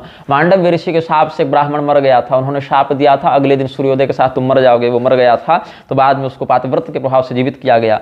महाभारत में देवी भागवत इत्यादि में ऋषि कुमार रुरु के द्वारा अपनी आयु से अपनी मृत प्रेमिका और भावी पत्नी प्रमदवरा को पुनर्जीवित करने का वर्णन है महाभारत के आदि पर्व में देखिए। और प्रमदवरा रुरोर भार्या देवदूत यदिच्छसि उत्तिष्ठत्वायुषोर्धेन रुरोरेव समन्विता एव मुक्ते ततः कन्या सोदतिष्ठत् प्रमदवरा रुरोस्तस्यायुषोर्धेन सुप्तेव वर्णनि। भगवान कृष्ण अपने मृत गुरुपुत्र को लेकर आए हैं भाई, ये तो सब जानते हैं। श्रीमद् भागवत महापुराण में वर्णन है। पद्म पुराण के उत्तरखंड के अध्याय 246 में देखिए, अधीत्य वेद शास्त्राणि तस्मात् तौ द्विजपुंगवात् मृतम पुत्रम समानीय ददतुस्तस्य दक्षिणा। देवी भागवत महापुराण में वर्णन है कि परीक्षित को डसने के लिए जब नागराज तक्षक जा रहे थे तो कश्यप संज्ञ के एक ब्राह्मण मिले, जिन्होंने कहा था कि मरने के बाद भी वे मंत्र बल से राजा को जीवित कर देंगे, और इसका प्रमाण भी उन्होंने तक्षक को दिया। देवी भागवत महापुराण के दूसरे स्कंद के अध्याय 10 में श्लोक 5 में देखिए, मंत्रोस्ति मम विप्रेन्द्र विषनाश कलह किलो जीवयिष्याम्यहं तम वै जीवितव्ये धुना किलो। और ऐसा ही उन्होंने किया भी था। और राजा संजय के चमत्कारी पुत्र जो उसका नाम था सुवर्णष्ठीवी, उसको देवर्षि नारद ने पुनर्जीवित किया है। भविष्य पुराण के उत्तर पर्व के अध्याय 13 के श्लोक 43 में देखिए, नारदोपि नरेन्द्रस्य पुत्र मृतम पुत्रम यमालयात आनया मास तरसा तथा रूपम यथाहतम। मत्स्य पुराण के अध्याय 25 के श्लोक 35 में देखिए, ये महाभारत में भी ये सब वर्णित है कि जहाँ पर कच्छ को, बृहस्पति पुत्र कच्छ को शुक्राचार्य ने 3 बार जीवित किया है। अथ हेति शब्देन मृतम संजीवयाम्यहम ततः संजीवनीम विद्याम प्रयुक्त्वा कचमाह्वयत्। पद्म पुराण के उत्तरखंड के अध्याय 146 में श्लोक 52-53 देखिए, जहाँ श्रीमद् भगवत गीता के प्रत्येक अध्याय का महात्म्य वर्णित है। वहां पर क्या कहते हैं, एक गीता पाठी तपस्वी के द्वारा राजा बृहद्रथ को पुनर्जीवित करने का वर्णन है। महालक्ष्मी देवी की सम्मति से उन्होंने राजा को पुनर्जीवित किया है। शृणु विप्र महीपाल पितासीन में बृहद्रथः प्रारब्ध हय मेधो सौ देवेन निधनम गतः अद्यापि तस्य देहोस्ति तप्त तैलेन शोषितः तस्य संजीवनम भूयः कर्तुमर्हसि सत्तम।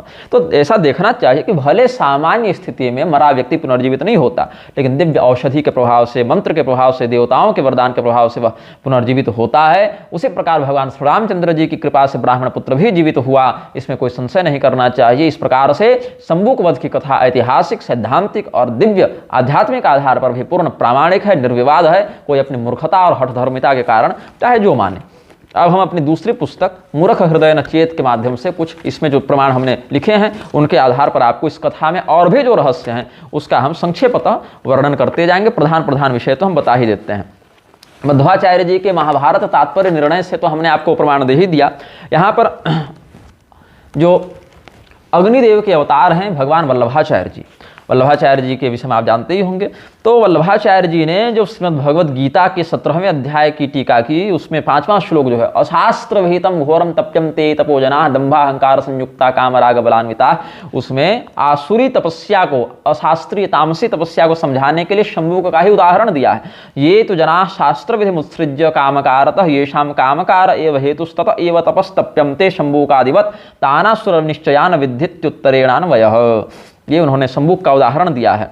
तो जब अनिला नलावतार, वायु और अनल के अवतार, अग्नि के अवतार, वैष्णवाग्रणी आद्य मध्वाचार्य जी, वल्लभाचार्य जी ने अपनी कृतियों में स्पष्ट शंभुक का संदर्भ दिया है, तो रामभद्राचार्य जैसे दुर्बुद्धियों की समझ में ये प्रकरण क्यों नहीं आता, ये तो शंभुक हमता प्रभु ही जाने।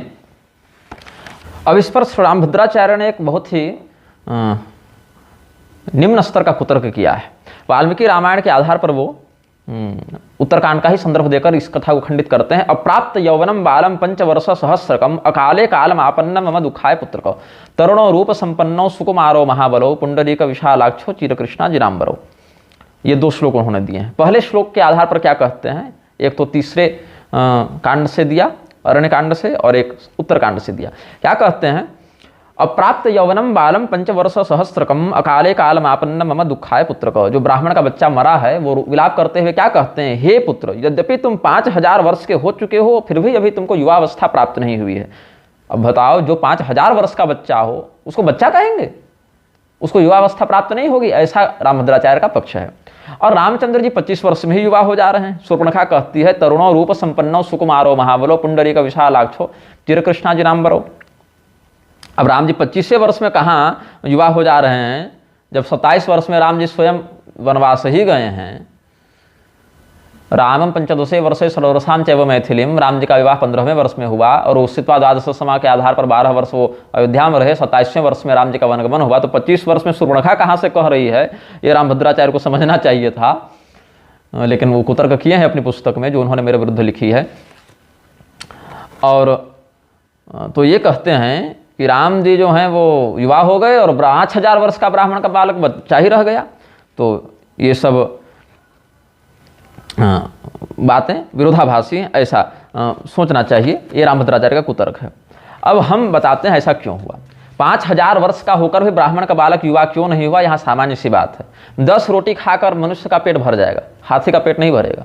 कलयुग में 100 वर्ष का आयु प्रमाण है, किंतु वह त्रेता युग था और त्रेता युग में राम राज्य में सतयुग की स्थिति आई थी, ऐसी बात भी है। त्रेता युग में राजा दशरथ 60,000 वर्ष की आयु वाले थे और सतयुग में तो लोगों की सामान्य आयु ही 1 लाख वर्ष की थी। ऐसे बहुत से शास्त्रवाक्य उपलब्ध हैं। तो इस अनुसार कलयुग और सतयुग के अनुपात में आयु देखें तो 1 लाख में 5000 वर्ष ही जीना, मतलब 5% जीना। कलयुग के अनुसार देखें तो 100 वर्ष की आयु में बालक बस 5 वर्ष ही जीवित रहा। 1 लाख वर्ष की किसी की आयु हो और 5000 में मर गया हो तो 5% जिया। जैसे कलयुग में किसी की आयु 100 वर्ष हो मनुष्य प्रजाति में और 5 वर्ष में ही मर जाए तो 5% जिया। तो त्रेता युग के अनुसार देखें राजा दशरथ आदि के 60,000 वर्ष की आयु की तुलना में 5000 वर्ष जीने वाला बालक तो लगभग 8 वर्ष जी पाया, और 100 वर्ष के अनुसार देखें तो 8 वर्ष ही जी पाया। तो 8% जी पाया और 100 वर्ष के अनुसार 8 वर्ष ही जी पाया। तो राम जी का जो राज्यकाल है इस पर हम आनंद रामायण से राज्यकांड के पूर्वार्ध 10वें सर्ग में जहाँ पर ये कथा वहाँ भी वर्णित है, वहाँ ब्राह्मण बालक की आयु 5 वर्ष ही लिखी हुई है। मैं आपको बताता हूँ। अथय कदा तु साकेत वासिनो भूसुरस्य च पंचत्वं पंचवर्षीय पुत्र प्राप्त शिशुप्रिय तदा विप्रस्य पत्नीकस्तत्प्रेत मरुणोदये राज्यद्वारम समानीय रुरोदुच्चय स्वरैर्मुहुः। ब्राह्मण में यहाँ पर जो कथा वर्णित है सपत्निक कथा वर्णित है। ब्राह्मण में अकेले कष्ट का यहाँ वर्णन नहीं, ब्राह्मण का कष्ट सपत्निक था, क्योंकि बच्चा दोनों का होता है ना भाई, माता पिता दोनों का बालक होता है। तो एक समय अयोध्या में एक ब्राह्मण के 5 वर्षीय बालक की मृत्यु हो गई, क्योंकि 1 लाख की तुलना में देखें तो 5,000 वर्ष वो जिया था, इसीलिए 5% जिया। और 100 की पश्चिम शरदशतम अगर कहें, जीवे में शरदशतम अगर कहें, तो उस अनुसार 5 वर्ष का ही बच्चा मरा। 100 वर्ष के अनुपात में देखें तो अनुपात यहाँ पकड़ना है। तो ब्राह्मण के 5 वर्षीय बालक की मृत्यु हो गई। सवेरा होते हुए ब्राह्मण दंपति बच्चे के शव को लेकर राजद्वार पर आए और बड़े जोर जोर से रोने लगे। तो भगवान ने सभी बातों की पूछताछ की, क्या हो गया, आपको क्या कष्ट है। तो पता चला इनका बालक मर गया है। तो भगवान पुष्पक विमान पर बैठकर जाने ही वाले थे, तब तक क्या होता है, तावत ददर्श पुरतः पौर संवेष्टितां स्त्रियं स्वमप्य परम श्रृंग वेरतश्च समागतम रामं दृष्ट्वा पुष्पकस्थं रुदति ब्राह्मणी पुरः दीर्घस्वरेण प्रोवाच हस्ताभ्यां हृदि ताड़यसा राम राम महाबाहो ते राज्ये गत भर्तृका अहम जातास्मि तद्दोषान् मां दृष्ट्वा तुम न लज्जसे। क्या कहते हैं, अब कुछ लोग यह कुतर्क करते हैं कि शूद्र का माथा कट गया और ब्राह्मण का बच्चा जिंदा हो गया, ये घनघोर जातिवाद है ना। आखिर एक ब्राह्मण के बच्चे को जिंदा करने के लिए शूद्र का माथा काटना पड़ा, इससे बड़ा शोषण क्या हो सकता है। लेकिन इन घटनाओं को आप और ध्यान से सुने, पढ़ें, जाने, देखें, तब समझ में आएगी बात। राम जी ने क्या देखा कि एक स्त्री को चारों ओर से बहुत से पूर्ववासी घेरे हुए हैं। ब्राह्मण का बच्चा तो मर ही गया, लेकिन राम जी क्या देख रहे हैं कि और भी एक स्त्री आ रही है जिसको चारों ओर से बहुत से पूर्ववासी घेरे हुए हैं। उसके आगे श्रृंगवेरपुर की ओर से ये लोग आ रहे थे।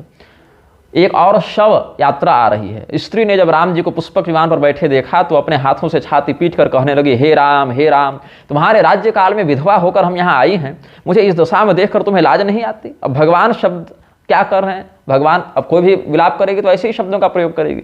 अब उन दोनों शवों को, बच्चा और युवक जिसकी नई नई शादी हुई थी, उन दोनों के शवों को तेल से भरी हुए नौका में रखवा कर भगवान कहे कि मेरे लौटने तक कोई अंतिम संस्कार मत करना, पहले देख कर आते हैं क्या बात है। फिर भगवान जाने के लिए तैयार हुए, तब तक क्या हुआ, एतस्मिन्नंतरे योध्या पुर्याम पंचशवानि समानीतानि तैलस्य द्रोण्याम तान्यपि पूर्ववत् स्वमंत्र स्थापयामास श्रीरामस्याज्ञयादरात् तेषु पंचशवेष्वेव चैकं मधुपुर स्थितं क्षत्रियस्य च तद्गेयं समानीतं सुहृज्जनैः प्रयागस्थं द्वितीयं च शवं वैश्यस्य तस्मृतं पूर्वे वयसि पंचत्वात् समानीतं हितज्जनैः हस्तिनापुर संस्थं तत्तृतीयं शवमीरितं तैलकारस्य तद्गेयं समानीतं हितज्जनैः शवं चतुर्थं तद्गेयं हरिद्वार स्थितं द्विज लोहकार स्नुषायाश्च समानीतं हितज्जनैः उज्जयिनीस्थं पंचमं च शवं गेयं महामते चर्मकार दुहितायाः समानितम हि तज्जनैः एवं पंचसवान्यासन पूर्वे द्वे ब्राह्मणस्य च सप्त अयोध्यापुरी मध्ये सवान्येवं स्थितानि। इसी बीच अयोध्या में 5 शव और आए। सुमंत्र जी ने पूर्ववत तेल की नौका में शवों को रखवाया। 5 शव जो नए आए उसमें मधुपुर गांव के रहने वाले, या मधुपुर मथुरा को भी कहते हैं, एक क्षत्रिय का था जिसके परिवार वाले राम जी के दरबार में ले आए थे। दूसरा शव प्रयागराज में रहने वाले एक वैश्य का था, बनिया का था। थोड़ी ही अवस्था में उसकी मृत्यु हो गई थी, इसीलिए उसके घर वाले भी राम जी के पास ले आए।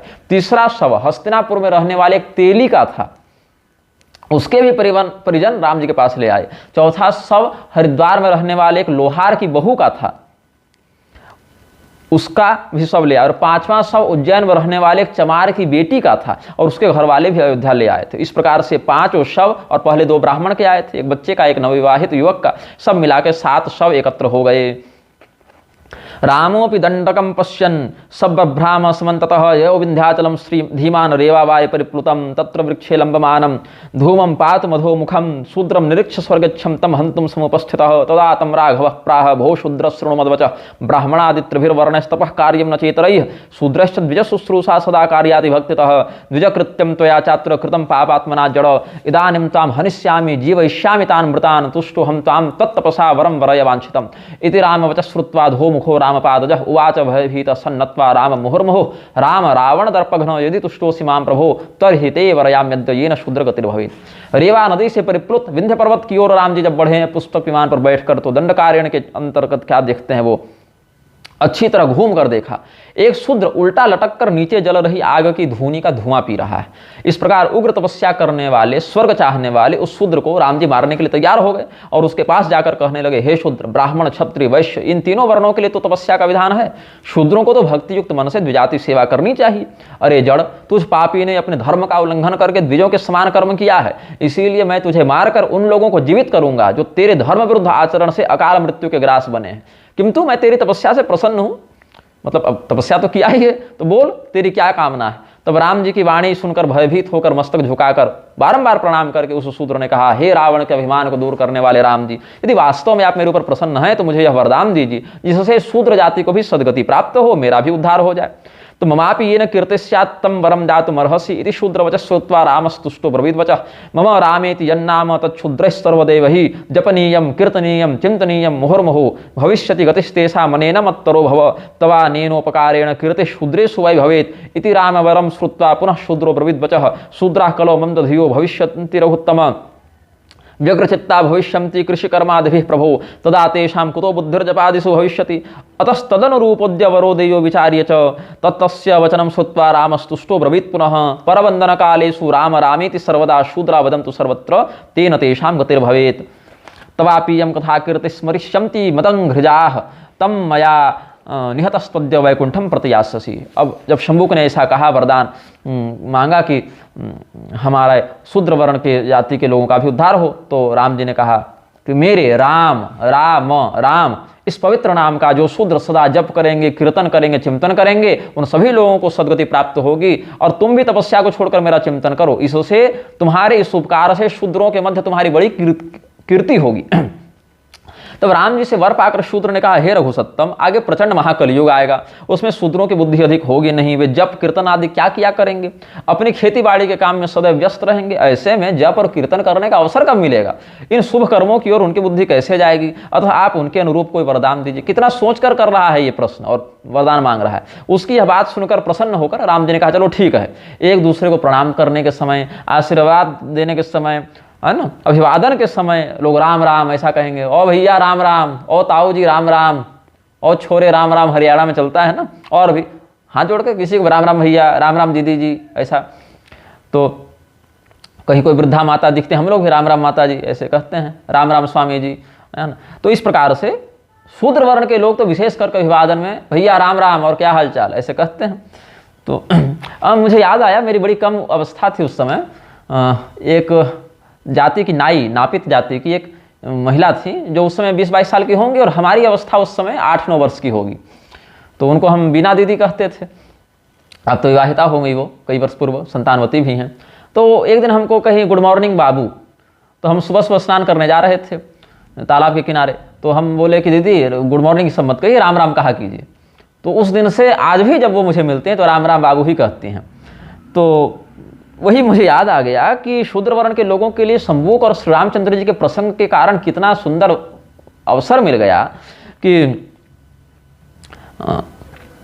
भगवान ने कहा कि लोग एक दूसरे को प्रणाम, आशीर्वाद इत्यादि अभिवादन के समय राम राम ऐसा कहेंगे, इससे उनका उद्धार हो जाया करेगा। मेरे चरणों से उत्पन्न उस शूद्र समाज में तुम्हारा बड़ा नाम होगा, आज तुम हमारे हाथों मरकर वैकुंठ को जाओगे।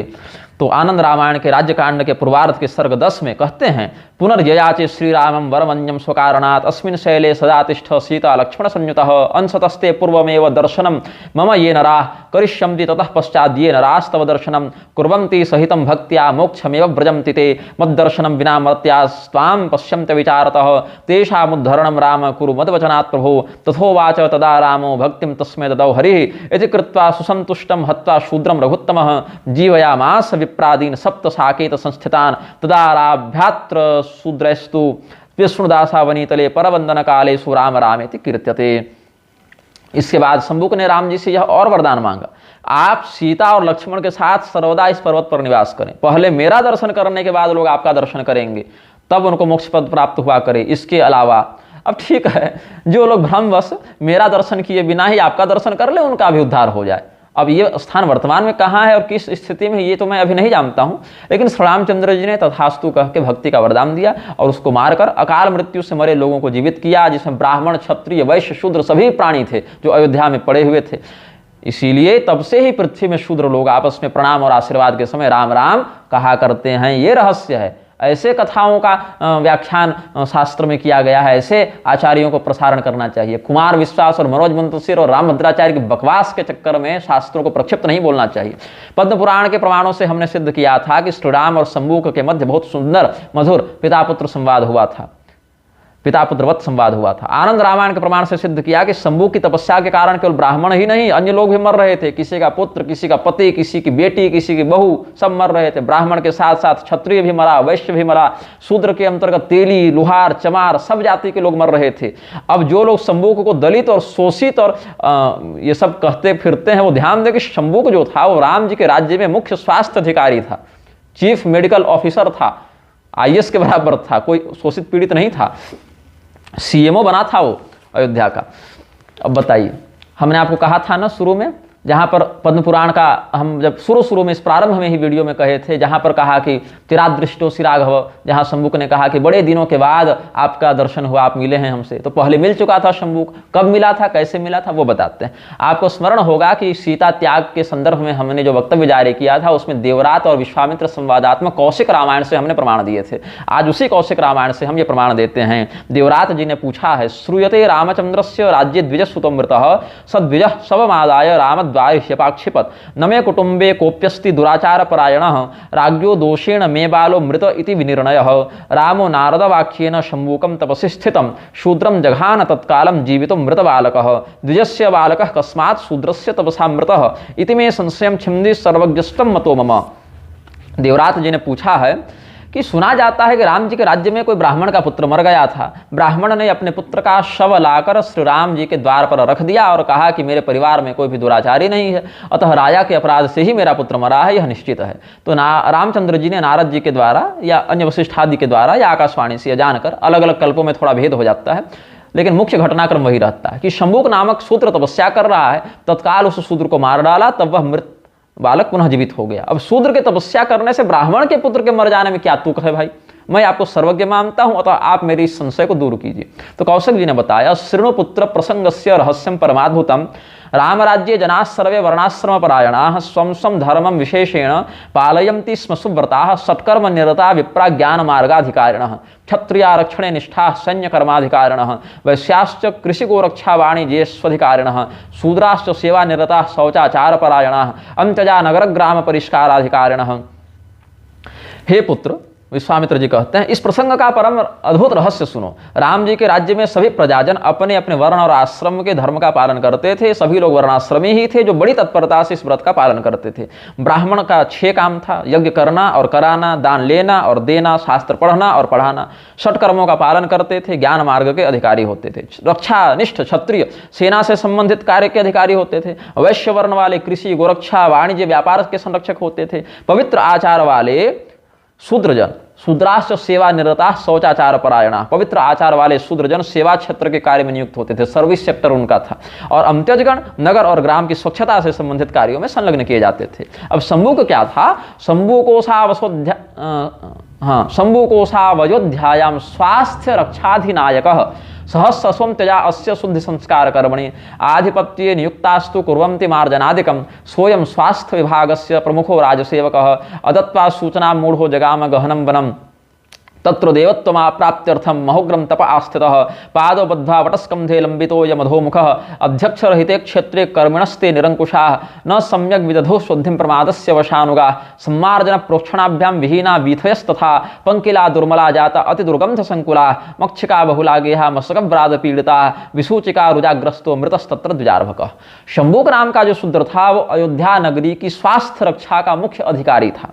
सहस्त्रों अमत्यज इसके आधिपत्य में नियुक्त थे, इसके नीचे काम करते थे। नगर की सफाई से संबंधित जो आज की भाषा में नगर निगम की व्यवस्था है और जो सेवाएं स्वास्थ्य और इसके लिए सफाई के लिए आवश्यक थी वो किया करते थे। ये स्वास्थ्य विभाग का प्रमुख राजसेवक होते हुए भी स्वयं स्वास्थ्य विभागस्य प्रमुखो राजसेवक, प्रधान राज्य का अधिकारी था ये स्वास्थ्य विभाग में।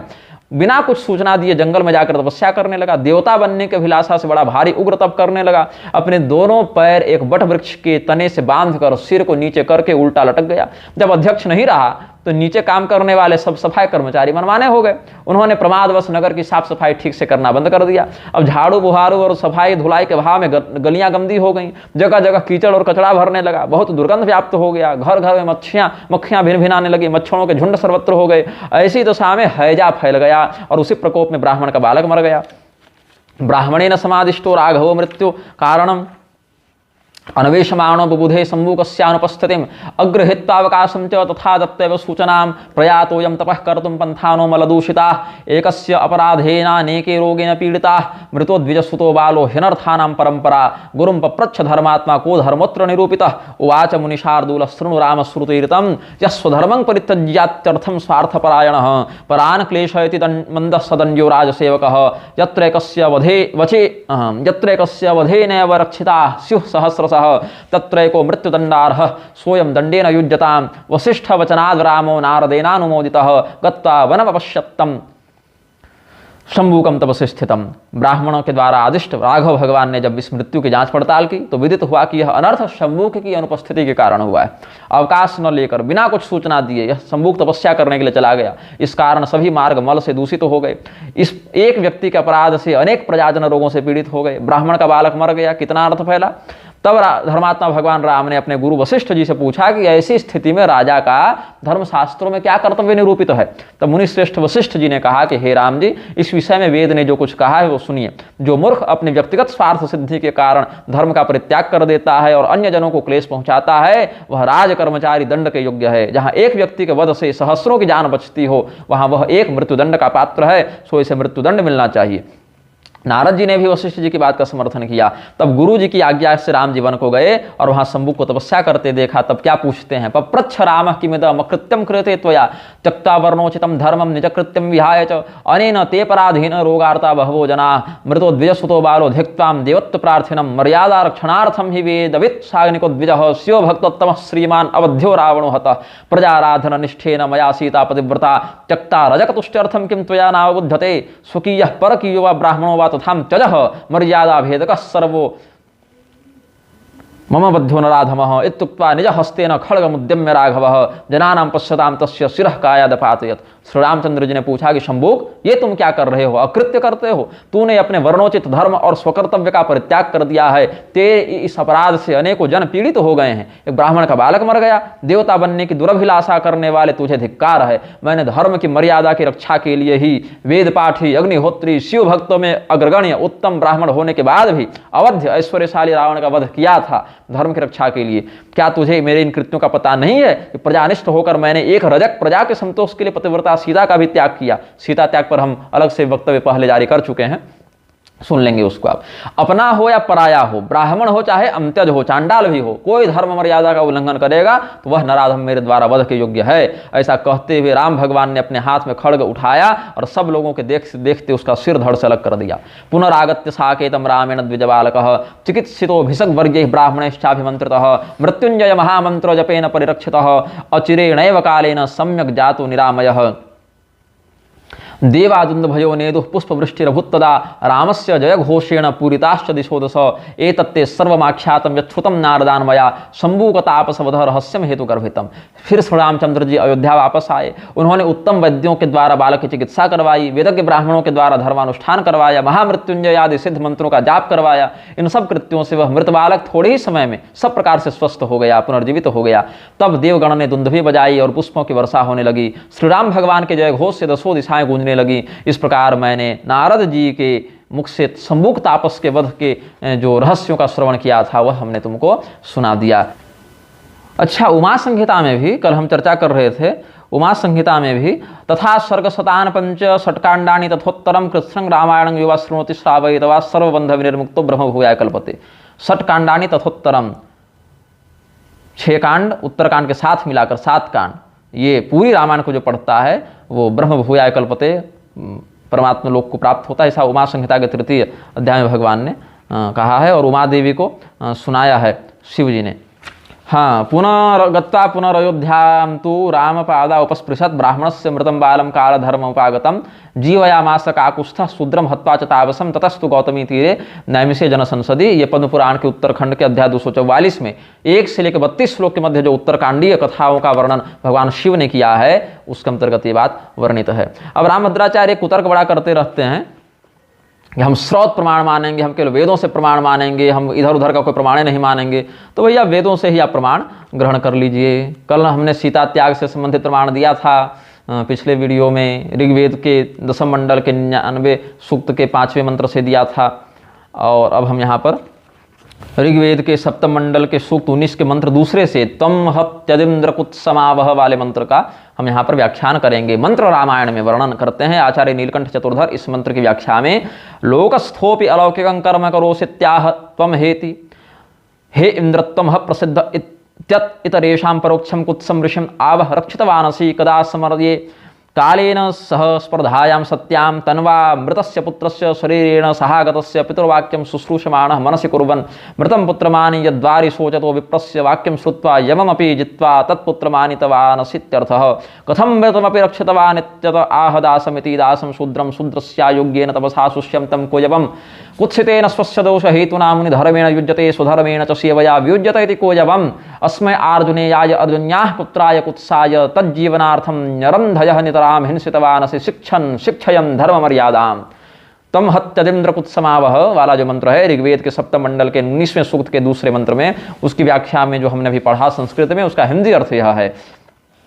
आचार्य नीलकंठ चतुर्धर मंत्र रामायण में लिखते हैं, हे राम, यह प्रसिद्ध है कि कुत्स ऋषि की तुमने रक्षा की। अपने मृत पुत्र के शरीर के साथ द्वार पर आए हुए उसके पिता ब्राह्मण के शोक वचनों को सुनकर यमराज को भी जीतकर तुम उसके पुत्र को ले आए। दास संज्ञक शूद्र को शूद्र के लिए अयोग्य तपस्या से शोषित होते देखकर, तपस्या से ही वह शोषित हो रहा था, वह अपने दोष की हेतुभूत मुनिधर्म में लग रहा है और स्वधर्म सेवा से विमुख हो रहा है। आपने अर्जुनी के पुत्र अर्जुनेय कुत्स के जीवन हेतु उस शूद्र को अनुचित तपस्या से हटाकर उसका संहार किया।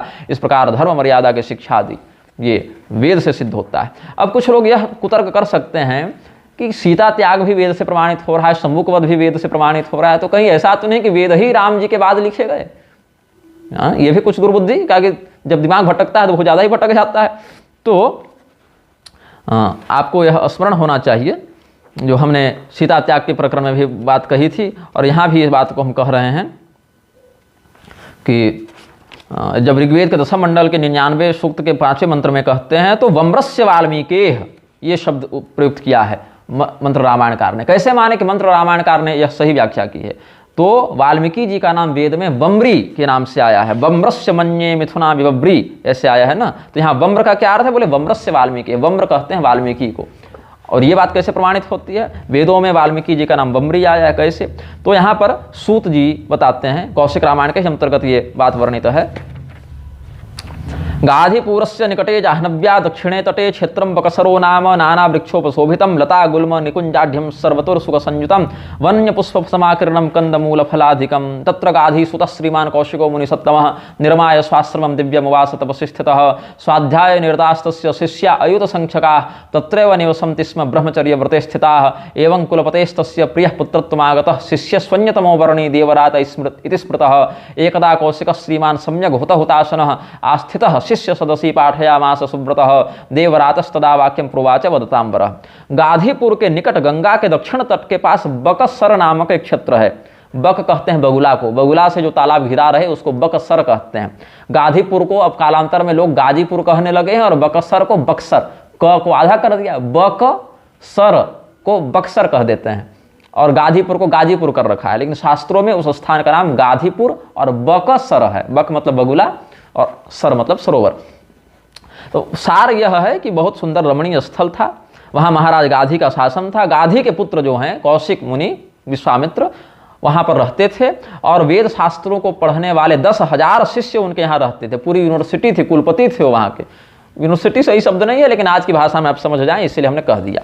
तो उन कुलपति विश्वामित्र जी का एक बड़ा ही सुंदर शिष्य था, ब्रह्मचारी था, जो उनके पुत्र भाव से वहाँ रहता था। उसका नाम था देवरात। तो एक बार जब शिष्यों को पढ़ाने के लिए बैठे थे तो देवरात ने प्रश्न किया है कि मैं पूछता हूँ कि पूरा रामायण कितने प्रमाण वाला है जिसको पढ़ने से संपूर्ण रामचरित का ज्ञान हो जाए, या रामचरित जो है अलग अलग ग्रंथों में विभिन्न प्रकार से वर्णन किया गया है, ये विविधता क्यों है। अतः पृच्छामि भगवन् प्रणम्य तव पादयोः कियत् रामायणं काव्यं संपूर्णं सर्वतोमुखं यत्पाठादखिलं रामचरितं विदितं भवेत् अथ तत्रापि वैविध्यं किमर्थं मुनिसत्तम।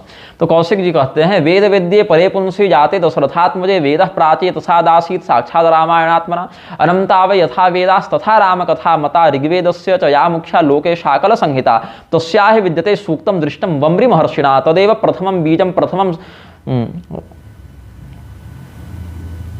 ये तदेव प्रथमं बीजं श्रीरामचरितस्य ही वेदे यो वम्रिरित्युक्तो लोके वाल्मीकिरेव सह द्वावप्येदौ समानार्थो शब्दौ नात्र हि संशयः दृष्ट्वा क्रौञ्चवधं क्षुब्धो निषादं मुनिपुङ्गवः ससाप शोक संतप्तो भगवत् प्रेरिताशयः मा निषाद प्रतिष्ठां त्वमगमः शाश्वती समाः यत् क्रौञ्च मिथुनादेकम् अवधि काममोहितम्।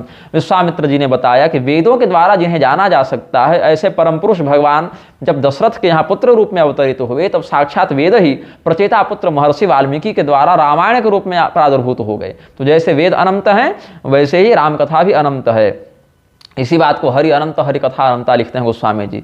ऋग्वेद की शाकल नाम की शाखा लोक में प्रसिद्ध है। उसी संहिता में ही वम्री नामक ऋषि के द्वारा समाधि में दृष्ट एक सूक्त है। रामचरित का वह सूक्त ही प्रथम बीज है। वेद में रामचरित सूक्त के मंत्र दृष्टा ऋषि का नाम वम्री कहा गया है। संसार में उसे ही वाल्मीकि कहते हैं। वेदे जो वम्री ऋत्युक्तो लोके वाल्मीकि रेवच, ये बात है। तो मुनिश्रेष्ठ वाल्मीकि जब एक निषाद द्वारा क्रौंच मिथुन में से एक पक्षी के वध के कारण क्षुब्ध हुए, शोक संतप्त हुए, तो भगवत प्रेरणा से उनके मुख से यह शाप निकला कि हे निषाद, तू दीर्घ काल तक प्रतिष्ठा को प्राप्त मत हो, तू जीवित ज्यादा दिन मत रहे, क्योंकि तूने क्रौंच युगल में से एक काममोहित पक्षी का वध कर दिया है। अब पहला जो श्लोक है वेद वेद्य परे पुंसि जाते दशरथात्मजे जो हमने पढ़ा वो तो रामभद्राचार्य भी अगस्त्य संहिता के में भी वर्णन है, तो वहाँ के संदर्भ से ये रामायण को वेद तुल्य सिद्ध कर ही चुके हैं। लेकिन वेदे जो वम्री ऋत्युक्तो से मेरी बात का समर्थन मिलता है, जहाँ से हमने ऋग्वेद से मंत्र रामायण का आश्रय लेकर नीलकंठी टीका का आश्रय लेकर सीता त्याग और सम्मुखवध को प्रमाणित किया है। तो ये सब आगे है, बहुत विस्तृत विषय है, पूरा प्रकरण तो मैं नहीं बताऊंगा क्योंकि वीडियो भी बहुत लंबा हो जाएगा। कहने का भाव है कि अलग अलग ऋषियों ने, पहले तो आप अध्यात्म रामायण की मेरी कथा सुनेंगे, हमने आनंद रामायण के आधार पर और कौशिक रामायण के आधार पर तो हमने बताया ही है कि वहाँ पर जो रामायण है वो अनंत थी, कम से कम 100 करोड़ श्लोक फिर भी मनुष्य दृष्टि से समझा जा सकता है, शतकोटि प्रविस्तरम। उसका अलग अलग लोकों में शिव जी ने भगवान नारायण के समन्वय से विभाजन किया तो 33 करोड़ मिले, फिर 1 करोड़ बचा तो 33 लाख मिले, फिर 1 लाख बचा तो 33 हजार मिले, फिर 1000 बचा तो 33 मिले, फिर 100 बचा 333 बटा तो एक श्लोक बचा तो उसमें 32 अक्षर थे। राम रामेति रामेति रमे रामे मनोरमे सहस्र नाम तत्तुल्यम राम नाम वरानने। तो इसीलिए उसमें से 30 अक्षरों को बांटा, 10 10 10 और 2 अक्षर रा और म, राम, ये शिव जी ने अपने लिए रखा। ये विभाजन हम बहुत बार कथाओं में कह चुके हैं, तो इसीलिए संक्षेप में हमने बता दिया और पुस्तकों में भी हम ये बात लिख चुके हैं। तो इसीलिए कहा कि अलग अलग ऋषियों और देवताओं के पास रामायण का जो हिस्सा आया उन्होंने उसी भाग को आगे बढ़ाया, और इसीलिए अलग अलग रामायणों में कुछ कुछ भेद कथानक की दृष्टि से थोड़ा थोड़ा मिल जाता है, ये बात है। अब क्यों ऐसा है तो कहते हैं अकूपारो यथा सिंधुश्चुलकी कर्तुमक्षमः तथैव रामचरितम नैकस्मिन् माति पुस्तके। जैसे अपार समुद्र को चुल्लू में भरना असंभव है, वैसे ही संपूर्ण रामचरित को भी एक ग्रंथ में भरना असंभव है। और कल्पभेद भी है इसमें। परस्पर विरोध होपि यो ग्रंथेषु विलोक्यते सोपि साधु समाधेयः कल्पभेदोपलक्षितः। इससे पहले कह चुके हैं अतो हि बहवो ग्रंथा नाना राम कथात्मका नानात्म दूषणम नास्ति भूषणम तद्धि सुब्रत कल्पे कल्पे भगवतो ह्यवतारा भवन्ति लीला वैविध्यमप्यस्मिन् नासंभाव्यम हि पुत्रक। विविध रामायणों में राम जी की जो अलग अलग कथाएं वर्णित हैं वो उसका दूषण नहीं है, वो प्रक्षिप्तवाद नहीं है, वो तो भूषण है, उसका आभूषण है। विभिन्न रामायण ग्रंथों में जो परस्पर विरोध दृष्ट है वह भी कल्पभेद की से भली भांति समाधान करने योग्य है, क्योंकि प्रत्येक कल्प में भगवान के अवतार होते हैं। इसलिए हे पुत्र, विभिन्न कल्पों में लीलाओं का कुछ वैभिन्न भी असंभव नहीं है। तो देवरात जी ने प्रश्न किया है कि अनादि निधना वेदा इति शास्त्र विनिर्णय तत्रास्ति रामचरितम श्रीमद्भिरित्युरीरितम रामावतारो भवति ब्रह्मं त्रेतायुगे सदा त्रेताकालीन घटना वेदेषु घटते कथम तथा सति तु वेदानाम् अनादित्वं विनश्यति इति मे संशयस्तात समाधेयस्त्वयाधुना। कि समस्त शास्त्रों का यह निर्णीत सिद्धांत है कि वेद अनादि और अनंत हैं, किंतु आपने कहा वेद में राम जी का चरित्र वर्णित है। तो हे ब्राह्मण, रामावतार तो त्रेता युग में घटित होता है, फिर त्रेताकालीन घटना का वर्णन अनादि वेद में कैसे संभव है? ऐसा मानने पर तो वेदों का अनादित्व नहीं रहेगा। मुझे बड़ा संशय है। तो अब आप इसका समाधान कीजिए। आप लोग सामान्य दृष्टि से जितना सोच सकते हैं उससे कहीं अधिक संदेह और कहीं अधिक समाधान शास्त्रों में पहले ही कर दिया गया है। तो कौशिक जी कहते हैं अनादि निधना वेदा इतिहास विवर्जिता मीमांसकानां सिद्धांत सर्वतंत्रो न संशय परम भगवतो विष्णु नित्य लीला कथा श्रिता कथा त्रिकाला बाधिता यास्ता वेदेषु वर्णिता भूतम भव्यम भविष्यम यत् सर्वं वेदात् प्रसिद्धति एको एषो मनुक्त सिद्धांतोपवादः सर्वसम्मतः त्रिकाल प्रभो ज्ञानम नहीं तत्काल बाधितम भविष्यमपि तद्ज्ञाने वर्तमानवदास्थितम्। वेदोक्तान्येव नामानि दर्शम मुनीश्वराः पश्चाल्लोके सूतान्येव स्थापयन्ति यथा तथम वेदे वलोक्य गंगाया वर्णितं नाम सुब्रत दृष्ट्वा समाधो लोके तद्भागीरथ्या विनिश्चितं भागीरथ निपात पश्चात् निर्मिता वेद संहिता इत्याशंका मृषा यस्माद् वेदात् सर्वं हि निर्वभौ तस्माद् वेदेषु दृश्यन्ते अवताराणां शुभाः कथाः नैवात्र विस्मयकार्यो वेदो नारायणः स्वयं यस्य निःश्वसितं वेदा यो वेदेभ्योऽखिलं जगत् निर्ममे स सर्वात्मा रामरूपी जनार्दनः। कौशिक मुनि विश्वामित्र जी ने बताया कि इसमें संदेह नहीं कि मीमांसकों का यही सिद्धांत है कि वेद आदि और अंत से परे हैं और इतिहास के उपाख्यान उनमें नहीं पाए जाते, लेकिन भगवान विष्णु की जो त्रिकाला बाधित नित्य लीलाश्रित कथाएं हैं वो सब वेद में वर्णित हैं। भूत भविष्य और वर्तमान सब कुछ वेद से सिद्ध होता है। यह मनु महाराज का बताया गया सिद्धांत सर्वसम्मत है और अनैतिहासिकता का अपवाद है। इसीलिए त्रिकालज्ञ भगवान का ज्ञान काल द्वारा बाधित नहीं होता। भविष्यत्कालीन ज्ञान भी भगवान के ज्ञान में वर्तमान की भांति ही सदैव प्रस्फुटित रहता है। वेदोक्त नामों को देख देख कर ही मुनीश्वरों ने पश्चात बाद में संसार में वैसे नाम रखे हैं। जैसे वेदों में गंगा का नाम भागीरथी वर्णित है तो ऋषियों ने समाधि द्वारा यह निश्चय किया कि राजा भगीरथ के द्वारा ही आनित जलधारा का यह नाम होना चाहिए और ऐसा ही प्रख्यापित किया। इसीलिए राजा भगीरथ के बाद वेद बने, ऐसी कल्पना व्यर्थ है, क्योंकि वेद से ही सब कुछ भाषित हुआ। चूंकि वेद में गंगा का नाम भागीरथी है इसीलिए भगीरथ ही लाने में समर्थ हुए, नहीं तो तपस्या तो दिलीप अंशुमान सगर सब कर ही रहे थे। इसीलिए वेदों में भगवान के अवतारों की शुभ कथाएं बीज रूप में उपलब्ध होती हैं। इसमें तुम्हें कुछ संदेह नहीं करना चाहिए, क्योंकि वेद तो स्वयं नारायण है। समस्त वेद जिस प्रभु के निश्वास भूत हैं, जो वेदों के द्वारा ही समस्त जगत की रचना करते हैं, वही जनार्दन विष्णु भगवान श्री राम के रूप में अवतरित हुए। वेदेषु दृश्यते यो ही शब्द ब्रह्म स्वरूप धृक् स एव राम रूपेण लोके अवतरति प्रभुः स्वस्वाज्ञां स्वयमेवेशश्चरित्वा दर्शयत्यसौ अतः श्रीरामचरितं वेद सिद्धांत दर्शनम ज्ञानम हि द्विधम प्रोक्तम सिद्धांताचार भेदतः सैद्धांतिकम वेद दृष्टम चरितम व्यावहारिकम ऋगादिकम तयोराद्यम परम रामायणम स्मृतम अतः श्रीरामचरितम श्रुतीनाम उपबर्हणम बृंहणम। वेद में शब्द स्वरूपधारी जो परब्रह्म दिखाई पड़ता है वही प्रभु लोक में श्रीराम के रूप में अवतरित होता है। वे प्रभु अवतरित होकर वेद में आदिष्ट अपनी आज्ञाओं को आचरण में परिणत करके दिखाते हैं। इसीलिए रामचरित्र वैदिक सिद्धांतों का क्रियात्मक निदर्शन है। सिद्धांत और आचार के भेद से ज्ञान दो प्रकार का होता है। सो वेद में वह ज्ञान सिद्धांत रूप में स्थित है और रामायण में व्यवहार में आने वाले रूप में विद्यमान है। ऋग्वेद आदि चारों वेदों में सैद्धांतिक ज्ञान है और रामायण में आचरित ज्ञान है, इसीलिए रामचरित वेदों का ही व्याख्यान है।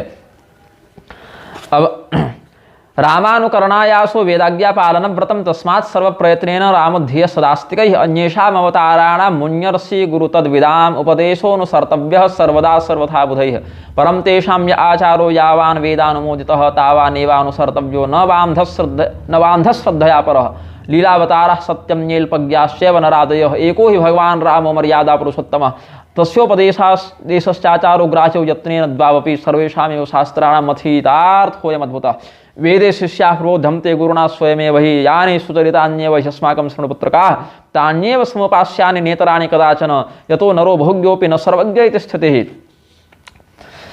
अल्पज्ञत्वात्मादाद्वा कदाचाररतो भवेत् तेजीयांसः समर्थाये तेषां दिव्यं हि जीवनं नानुकर्तुं हि तच्छक्यं मनुजैरल्पशक्तिभिः विसदग्धं पूतनायाः पपोस्तन्यं जनार्दनः मुञ्जाटवीदवाग्निञ्च शिवो हालाहलं विषम् अल्पशक्तिर्नरस्तस्मान् न देव चरितं चरेत्।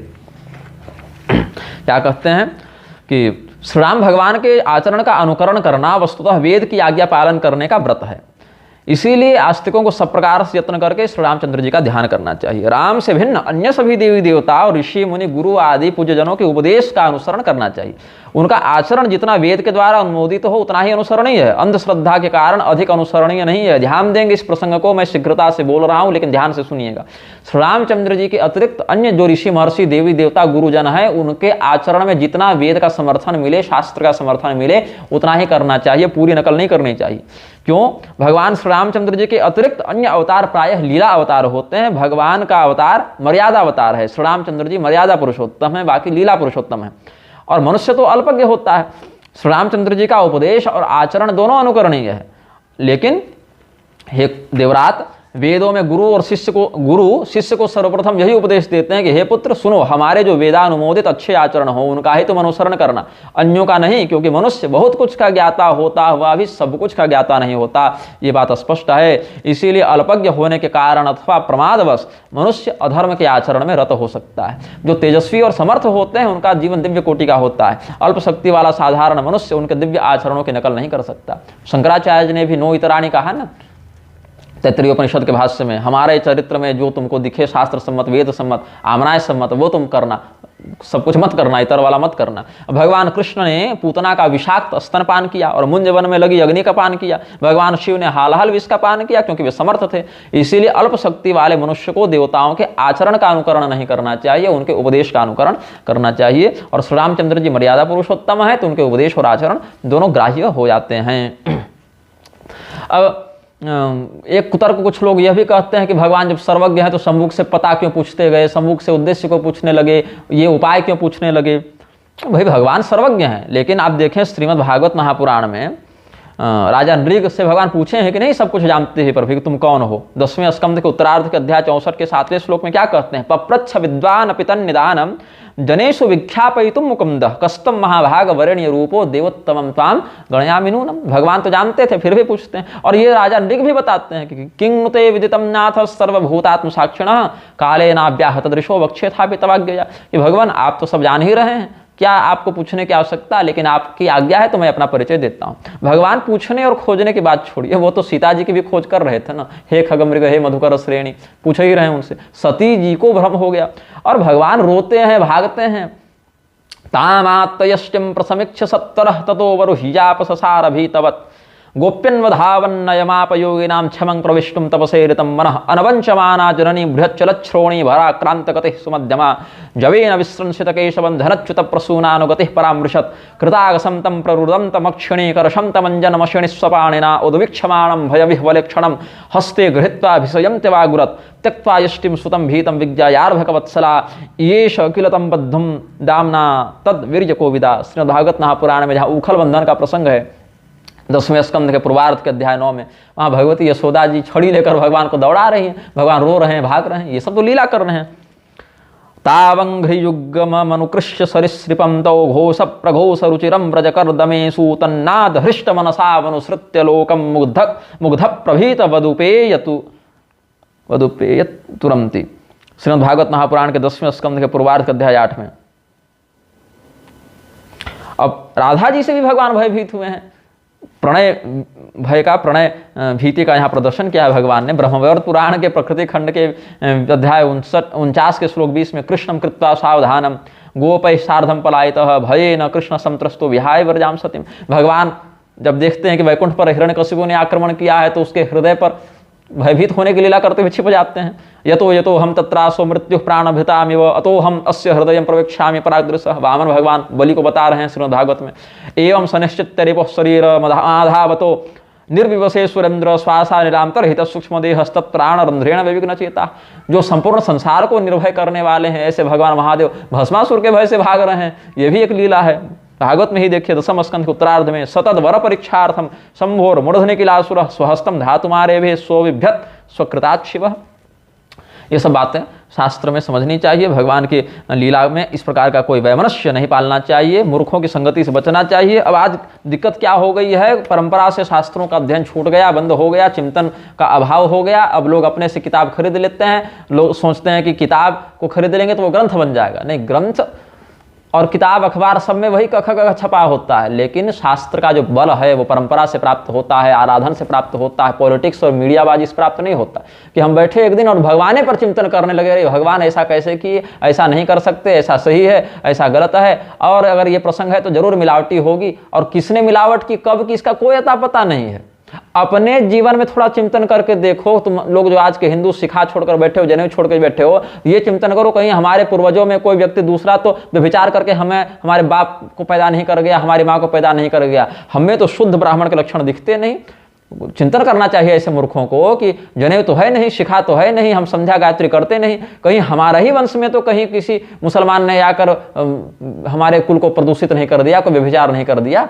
वो चिंतन नहीं जाता है उस समय। वहां पर बड़ी शाम दिखाओगे, लेकिन शास्त्रीय बातों में अपनी बुद्धि घुसाओगे, कुतर्क बुद्धि, कि ऐसा नहीं हो सकता, ये मिलावटी होगा, ये प्रक्षिप्त होगा, ये किसी ने जोड़ दिया होगा। और इस भ्रम को फैलाने में जो आसुरी बुद्धि से युक्त है, ऐसे रामभद्राचार्य, मनोज मुंतशिर, कुमार विश्वास जैसे अल्पज्ञ धूर्त अहंकारी जन बहुत बड़ा हाथ अपना रखते हैं, बहुत बड़ा इनका हाथ है। और हम यही शास्त्र दृष्टि से चिंतन करने पर समझते हैं कि ऐसे लोग मात्र कलयुग को बढ़ाने के लिए और शास्त्रों के मूल स्वरूप को विकृत करने के लिए इस कलयुग के द्वारा भेजे गए कलयुग के गुलाम हैं, एजेंट हैं, और इनसे सावधान रहना चाहिए। शास्त्रीय बातों को शास्त्रीय दृष्टि और विवेक से समझना चाहिए। नहीं समझ में आए तो निष्ठा रखते हुए चिंतन करना चाहिए, गुरुओं से पूछना चाहिए, अध्ययन करना चाहिए, साधना के द्वारा अपने विवेक को बढ़ाना चाहिए। तभी जाकर भगवत लीला का, भगवत कथा का रहस्य समझ में आ सकता है। श्रीमन्नारायण हर हर महादेव। नमश्चंडिकाय। जय श्री सीताराम।